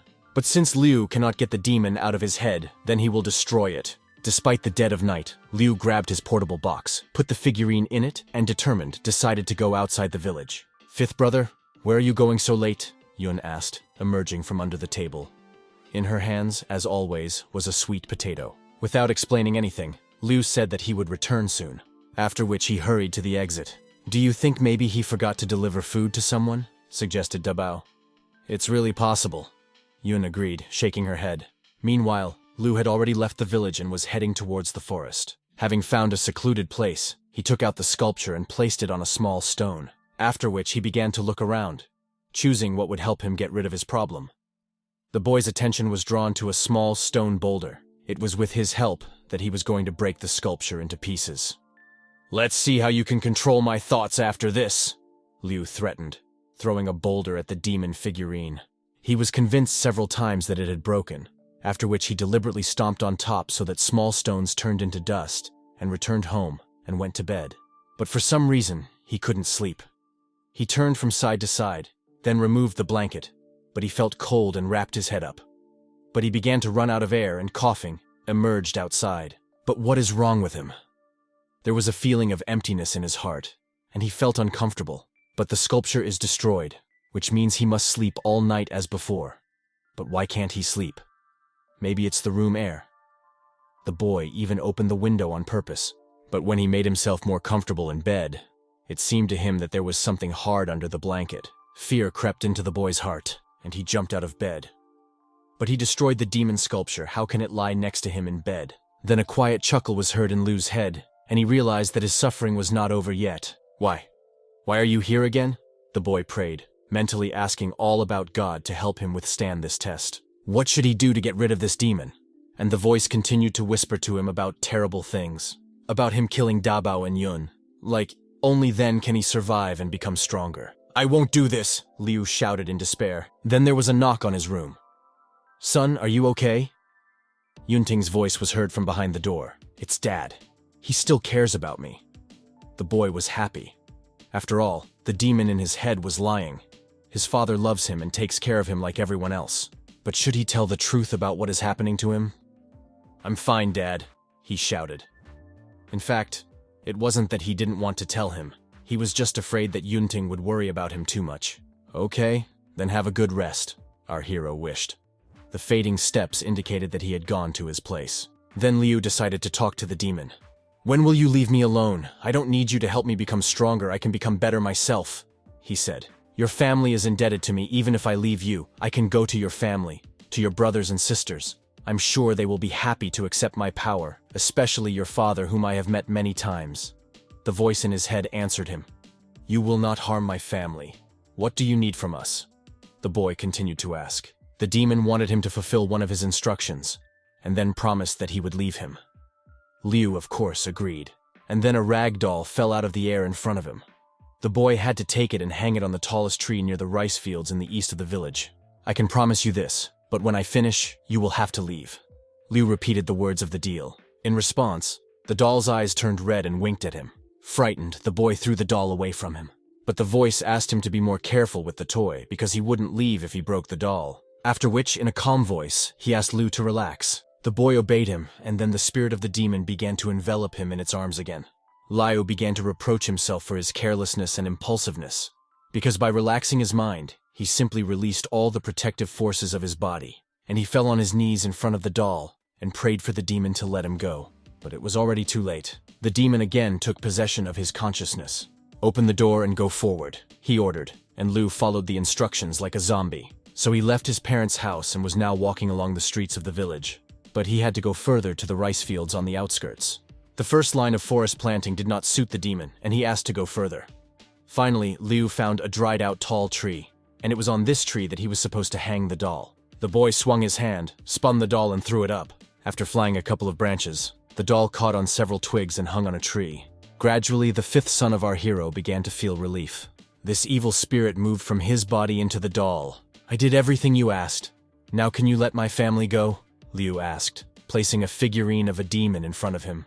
His family was all he had, and no one could harm them. The demon promised that as long as the Liu family does not interfere with him, he will not do anything bad to them. These words were like a balm to the soul for the boy. Suddenly he felt extreme fatigue throughout his whole body, and, falling to the ground, he fell soundly asleep. But devils, demons, and evil spirits are treacherous creatures, and before concluding a deal with them, you need to discuss all the conditions. The evil spirit that moved into the doll laughed heart-rendingly, because he still won. The next day, early in the morning, our hero, not yet fully awake, left his bedroom. For the last few days, all he could think about was sculpture, and couldn't even sleep properly. But then he saw Liu returning. He looked unimportant and could hardly move his legs from fatigue. "Son, what happened to you? You look very bad." The father became worried, but the boy himself did not know. He assumed that he might have been sleepwalking in his sleep, because when he woke up this morning, he found himself in a rice field.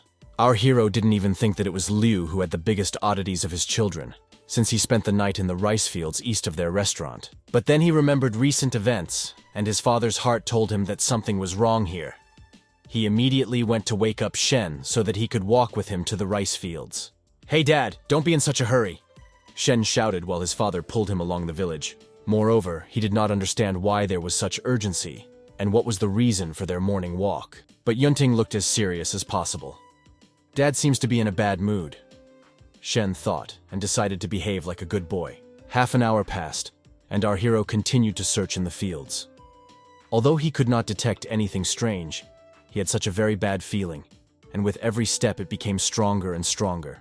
After some more time, he began to notice that his heart was pounding slightly when they passed by a tree that had been struck by lightning several years ago. Now he began to examine the tree, but Shen still did not understand what was wrong with it. "This tree is very suspicious. Its smell makes me dizzy, and the closer I get to it, the more anxious I become," Yunting thought. And he asked his son to wait for him here while he went and looked at everything. Although Shen did not see any difference between this dried tree and the others. With every step our hero had a more and more bad feeling. And then, out of the corner of his eye, he felt something rapidly flying towards Shen. Ahead of the danger, Yunting grabbed his son and jumped to the side. A long silver sword flew to the place where the boy stood. Another moment and his owner appeared, a male ninja completely dressed in black. Having landed, he took the sword by the hilt and pulled it out of the ground. "Who are you? Why did he attack us?" our hero asked, but there was no answer. The fact that the man in black wanted to kill Yunting and his son immediately at their first meeting indicated that he did not come with good intentions. Waving his cloak, he began to attack again. Even though the man exuded a dark aura, Shen admired his speed. "Do you want to kill me and my son? I'm afraid the person who can do this has not yet been born," thought Yunting, and he extended his huge titanium fist towards the sword. When the metal came into contact with his hand, it broke into several pieces. The attacker did not expect such resistance. In 2 leaps, covering the distance that separated them, our hero hit the attacker in the face with a flourish. From such a blow, the man could not stay on his feet and tumbled to the side, so far that he dug a furrow in the ground with his body. Shen noticed to himself that his father had become stronger again. Now the attacker lay motionless. He had several broken bones, but he overcame himself and endured the pain. Our hero approached him and stepped on his chest, pressing him to the ground. "I'm asking for the last time. Who are you, and where are you from? And why did you want to kill us?" Yunting asked the same question again, but the attacker continued to remain silent, and then our hero kicked him in the face. And he asked his son to return back to the village and tell the elder about what happened. Realizing that in such a situation you need to be as serious and responsible as possible, the boy obeyed his instructions. For some time, Yunting watched as the silhouette of his son was lost on the horizon. "But still, how did you have the audacity and courage to try to kill us?" our hero continued to ask.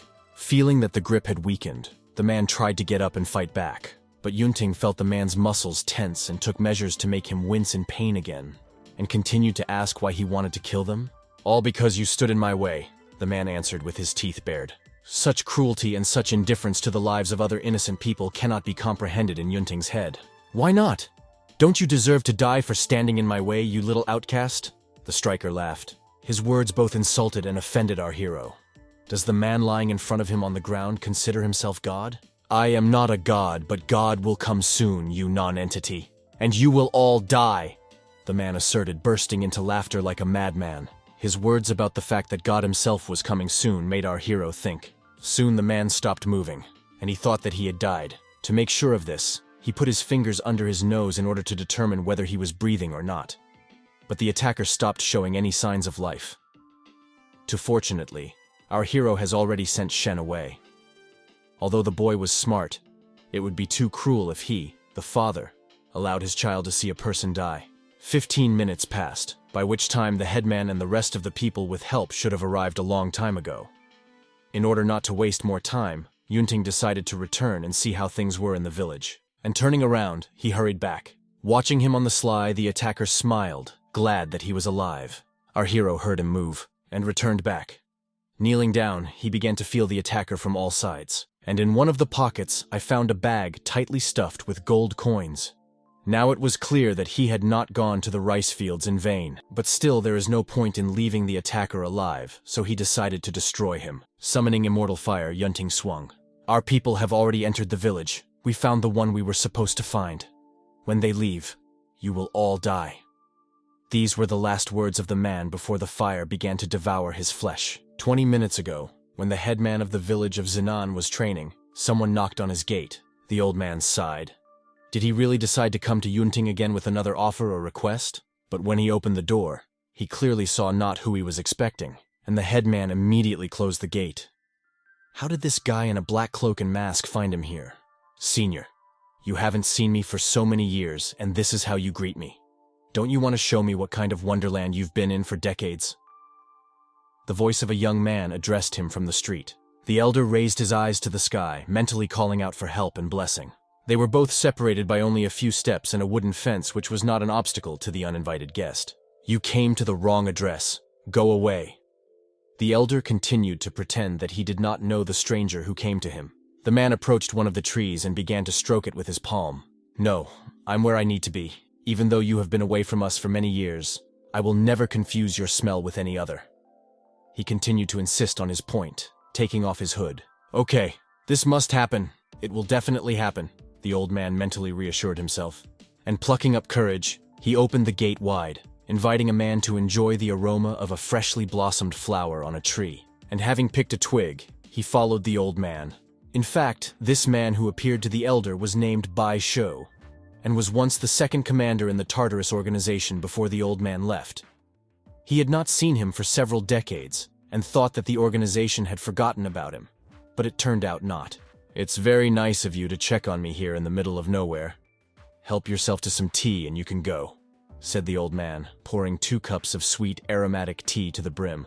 But the man did not accept his hospitality. Was it worth losing decades of your time after leaving the organization? He asked, throwing the cup on the ground. The old man shook his head. He knew that his longtime acquaintance standing in front of him would not understand his choice of life. But Shaw did not understand otherwise. How could one refuse the opportunity to communicate with the kingdom of evil in order to live in an incomprehensible wilderness and become a loser? But if everything works out, then the Tartarus organization will receive the mercy of higher powers in the kingdom of evil, and they will be able to ascend. Thanks to this, they will no longer need to train hard, and they will be able to leave this insignificant world when the door to ascension opens in the Tanlin Sanctuary. I like to live a leisurely life. I like to do what I like. But don't you think it's funny that you're living in a delusional fantasy? After listening to the interlocutor, the headman asked, but for Shaw it was leisure in this world that was a real illusion. Moreover, if everything is so bad in the Tanlin Sanctuary, why did all those who went to the heavenly realm of the Ascended and who worked so hard for this decide not to return? The old man sighed sadly. You yourself must understand that we are just pawns for a higher kingdom. Those of us who have decided not to ascend to the heavenly kingdom struggle to maintain this peace. He tried to dissuade his former friend, but Shaw didn't care. He didn't care.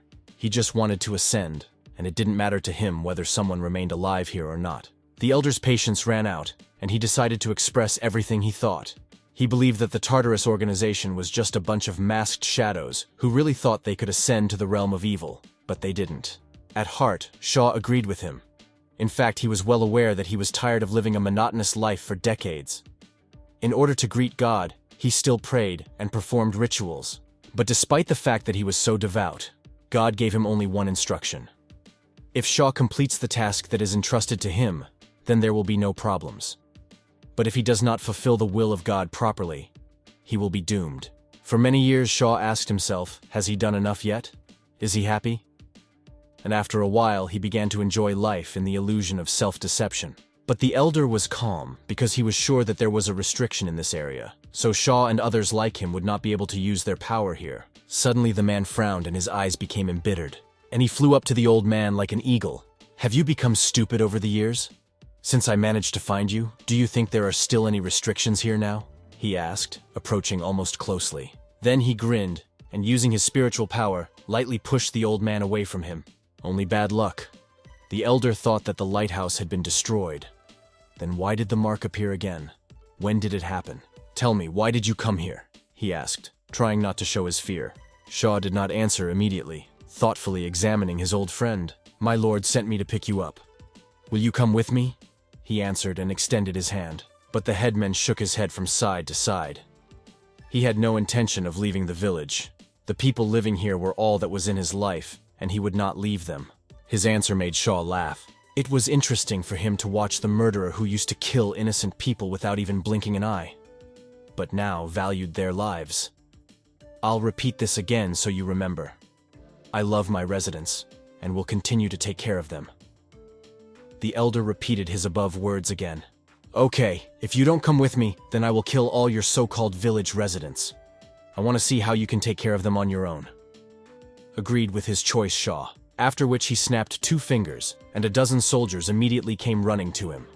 The order of their commander meant that all the inhabitants of the village, young and old, men, women, and children, were to be killed.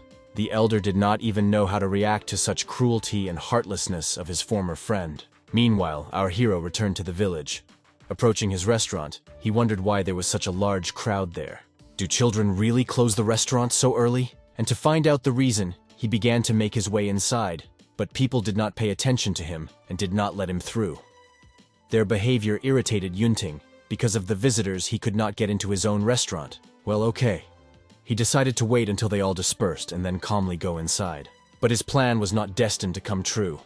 Suddenly, an explosion was heard and a heap of fire, stones, and smoke rose to the sky. The explosion occurred exactly in the place where the headman's house stood. Our hero immediately ran there. Along the way, he met several soldiers. He felt that a powerful bloody aura emanated from them, which indicated that they were professional killers. The soldiers also noticed him and ran towards him, eager to kill him. But our hero summoned the demon Asura, who pierced one of the men through with his huge spear. Seeing how their comrade was easily neutralized, the soldiers got scared and decided to run away. But the Titan's fist first stunned both. And then Yunting decided to punish the murderers with the help of an unquenchable flame and the Eye of Justice. Just a couple of breaths of air with scorching heat, and the soldiers fell to the ground dead. They were too weak to try to kill our hero. Since they decided to attack him, they dug a hole for themselves. And everyone who dares to threaten him or his loved ones will suffer the same fate. Yunting decided not to leave empty-handed and began to search the soldiers.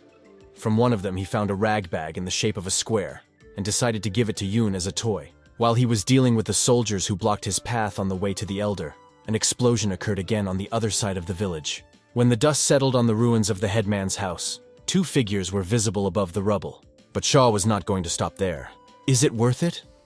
Is it worth revealing your identity for the sake of others and making enemies in our organization of murderers? He asked. But the headman did not want to make enemies out of them, but believed that each person has his own mission.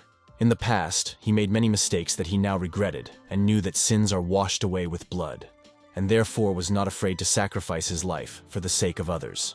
And he did not wait for them to attack him. He changed his location so quickly that Shaw did not even understand where he had gone.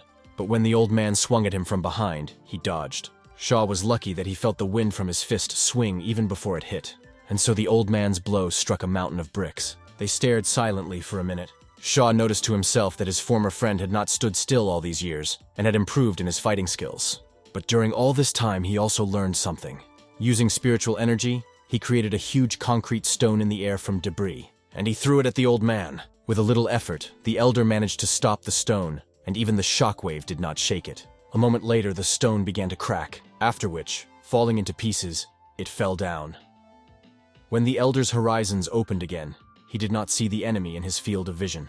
"You didn't think that I would remain at the same level as I once was heard in his ear. While there was a fierce struggle in the village, the children of our hero were getting ready for bed. For example, Dabao was walking to his bedroom right now. Walking past the dining room, he did not see his father working there, as always. And then I heard someone's suspiciously quiet and neat steps. Looking outside, the boy saw a dozen soldiers armed with swords, dressed in black clothes. Dabao felt their ferocity, and the fact that they were eager to visit everyone. The boy rushed like a whirlwind along the corridor, knocking on all the doors. Wake up everyone!" he shouted at the top of his voice. They could not stay away because the village was attacked, but the others did not immediately realize what was happening. Still sleepy, they came out to him, not understanding what had happened and where he was in a hurry. Even Liu did not wake up right away. Yun first hurried to hide the sweet potatoes under the bed. Even Shen, while brushing his teeth in the bathroom, choked on water, rinsed his mouth. "What is it? Why shout like that?" he asked his brother. But Dabao realized with horror, when he tried the handles of the entrance doors, that they were prohibited. Perhaps it was the father who locked the doors on purpose. Maybe he doesn't want them to go out? But when Dabao pulled the doors, a small gap formed, and the boy looked out through it. Silent soldiers flew like bats under the cover of darkness. Some old woman, worried about where the explosions were, came outside. One of the assassins landed quietly behind her, and now he was rapidly approaching her. Dabao could not allow the innocent old lady to die. He pushed the door with his foot and the chain broke, opening the doors. A sudden noise disturbed the killer and he stopped. But an ordinary child ran to him, and he decided to continue his outrage. Now the sword barely touched the old woman's neck. "Beware!" Dabao shouted. The grandmother turned around at his cry and the sword slipped past her face. The boy used his only weapon, the eye of justice. The beam from his third eye touched the attacker, and it was as if thousands of needles were pierced into his body. The man died without surviving the painful shock. "Are you okay?" He ran up to the old woman and took her hand. Dabao became worried, but the elderly woman did not understand what was happening. She couldn't hear well, and her vision suddenly became blurry. The boy realized that the old woman did not know that someone was trying to kill her, so he decided not to tell her about it. Leaning towards his grandmother, he shouted that it was too late, and they were probably waiting for her at home. The old woman agreed with him and hurried home. For some time, Dabao looked at the man he had killed for the first time. But this man attacked them, and also threatened them. "As long as I'm here, I'll protect everyone in the village," the boy decided to himself. Then he heard someone's desperate cries for help. Soldiers surrounded one of the houses and threw burning torches at it, setting it on fire. "Bing, Chen, Yun, follow me. We need to protect the residents of the village," Dabao ordered. And the first one fearlessly threw himself into the fire. Meanwhile, the fight between the headman and his former friend continued. Throughout the last decades of their separation, Shaw was not the same. According to his pedigree, one unique ability was passed down from generation to generation: black fog. When it materialized and condensed, it could serve for anything, for any purpose. For example, now he enveloped the victim and hid the attacker from her eyes, and he also tied the hands and feet of the elders like black ribbons of death, and squeezing his neck and chest ever tighter. And the old man had no idea that over all these years, Shaw's ability had become so powerful. The more the old man struggled, the more the fog squeezed him. What to do and how to get out of this trap. The old man felt that his current strength was not enough at the moment, so he needed to delay the fog for a while. This will cost him enormous willpower, but it will buy him time to recover. "You can do whatever you want to me, but the local residents have never bothered you. So why drag them into this?" he asked, kneeling down. Shaw argued his actions by the fact that the local residents were his burden. If the soldiers did not kill them all, then the old man would miss them and want to come back again.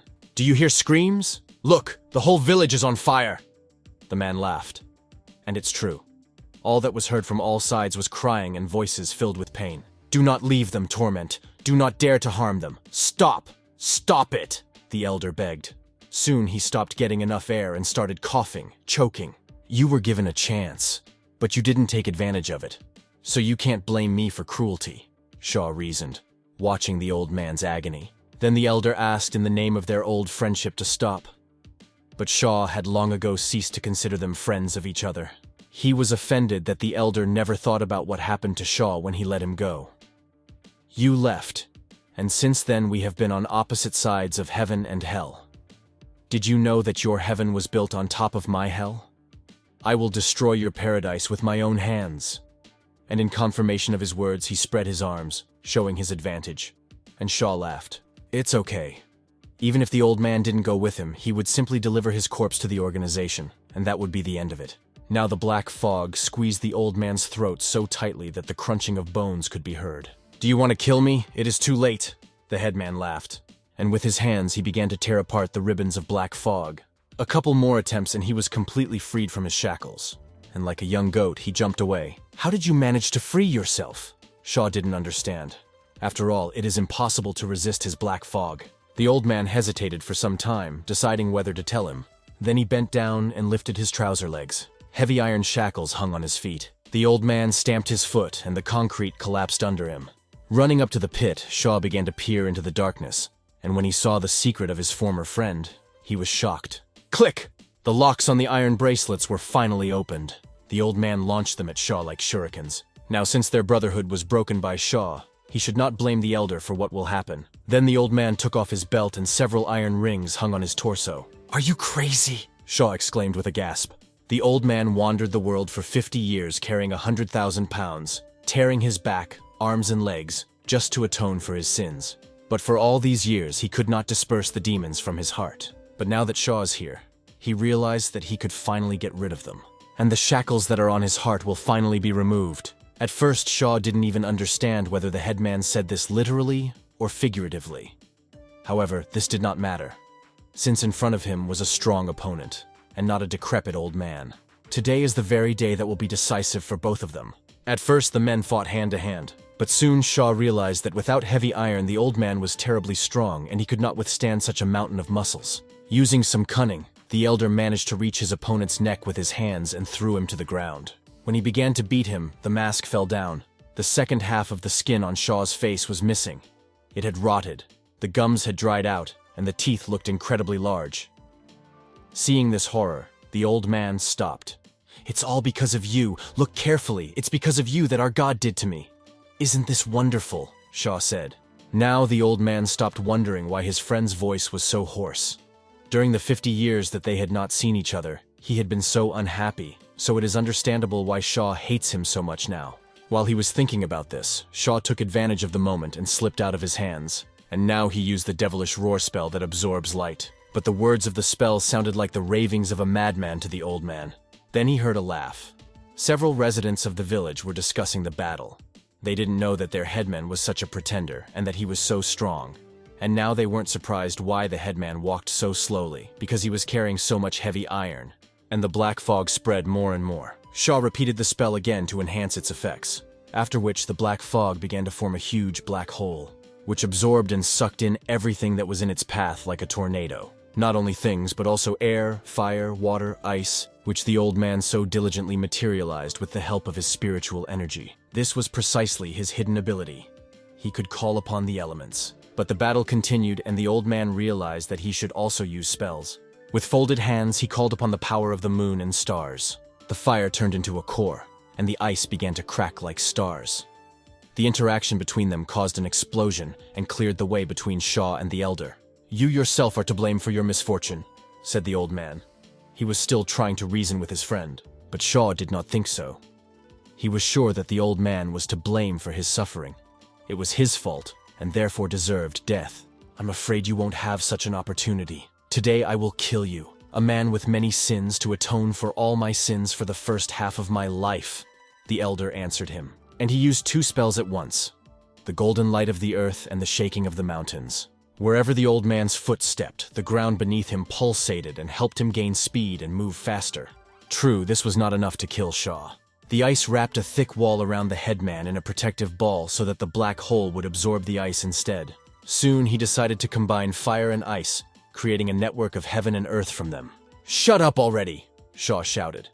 From the sudden movements of his mouth, his cheeks were torn and the meat hung in pieces. Ice and fire twisted around each other. The two elements seemed to cooperate with each other, which is why the ice did not melt. Suddenly, a pillar of light fell into the place where the elder stood. Horrified, the villagers watching what was happening began to run away.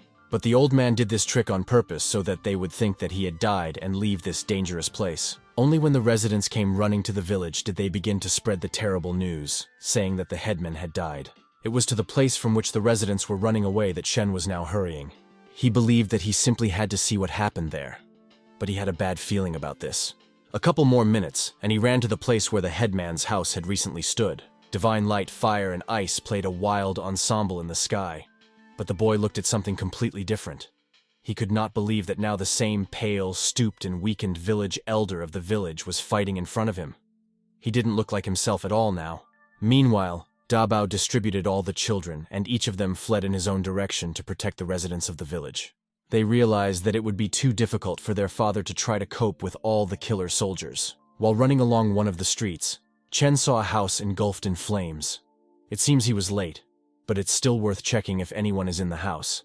And then he heard someone's desperate voice calling for help. Chen didn't care about the fire. He didn't suffocate or catch fire when he came into contact with the fire. But he was afraid that if he went ahead, he would only destroy the house and there would be no way out. The boy went inside through the back entrance and immediately began to examine all the rooms and corners. Passing by the nursery, he heard someone crying. A little girl was sitting hiding behind the sofa. "Don't be afraid. I will save you and get you out of here," Chen promised. Running up to her and grabbing her hand, he led her to the conclusion. But the girl saw only a wall of fire in front of her. For her, running there was tantamount to suicide, and she began to kick. "I didn't expect such resistance because if you don't get out of this burning house, they will die. I won't go. Let me go," the girl screamed again, and biting Chen's hand, freed herself from him. All this was very strange. If she was going to die, then why did she scream for help? The boy failed to solve this riddle, but the air stopped growing and the girl lost consciousness. This even played into Chen's hands. He picked her up and ran to the exit. Now the fire raged in every room, and Chen's skill helped him just in time. Soon the girl came to her senses and realized that thanks to her savior she was still alive. But then the charred ceiling began to fall on the children's heads. With the help of his ability, Chen managed to stop him, and for a moment, they managed to survive. But when they were about to leave the burning building, a soldier blocked their entrance. "No one will leave here alive. Enjoy the beauty of the flame." He laughed and threw a burning torch at the children standing in front who were not his. "Doesn't this also apply to you?" Chen shouted back to him, easily throwing the torch aside. His bravery irritated the soldier. Then the boy decided to show him what he was capable of. The hallway in which they were located had not yet completely burned down, which meant there was time for battle. Only now the soldier saw that the fire did not harm the boy. At this time, Lan was rushing to help in another direction. The closer she got, the stronger the evil aura she felt became. Then Bao told her to hurry to the house of one of the influential people in the village, whose house had already begun to be consumed by fire. One of the killers made his way there and, before killing the old man, decided to find out where all his valuables were. After all, people with money often value their lives, so it's easier to first scare them, thereby loosening their tongues. Taking out his sword, the soldier waved it in front of the old man's face. "Tell me, where do you hide all the money, or maybe you want your head to be on the ground?" he threatened. And he promised that he would then leave the old man alive. Naturally, if a man tells him about his hiding place, he will kill him. But first he wanted to force him to tell all the information, because this is a very rare chance to earn a lot of money and live comfortably for a while. Because for the work that the killer did in the organization, he was not even paid a salary. "I have never had the habit of keeping treasures, and I do not have personal money. I do not even have any pension savings," the old man calmly answered, not paying attention to the sharpened sword near his neck. After which he calmly stepped aside and headed home. "Do you want to die? I ask you for the last time, are you going to tell me or not?" the soldier asked again and pointed his sword at the man. "If you don't get out of the way and delay my dinner, you will bear the consequences." "What an unpleasant person you are. Get out of here," the old man said, instead of the desired information. His equanimity angered the killer more than ever. Now he didn't care whether he got the treasures and money or not. The main thing was that the arrogant old man would bear responsibility for his impudent words. He was so filled with anger that he did not even notice one strange thing. The old man over whom he swung the ball did not show any attempts to resist. But then a stream of air rushed past the killer at enormous speed. It was so strong that the stone fence could not stand it and collapsed under its pressure. When the killer turned around, Yun ran up to the old man. "Grandfather, are you okay?" The girl became worried. The old man assured her that everything was fine with him. Lan was delighted. Fortunately, she made it on time. The killer did not know that there was an unusual little girl in front of him and decided to kill her along with the old man. Only bad luck. Close combat is Lan's weakness, and she urgently needed to come up with something. Therefore, pointing her magic staff, she tore off a piece of concrete from the fence, which under her control flew towards the soldier. But the killer heard the noise of something approaching and stopped the flying stone. "And with such weak power, you want to save someone?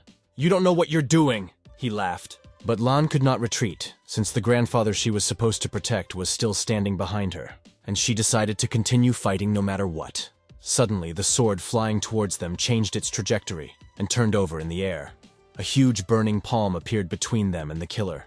Her fire spread to the soldier, and he began to burn alive.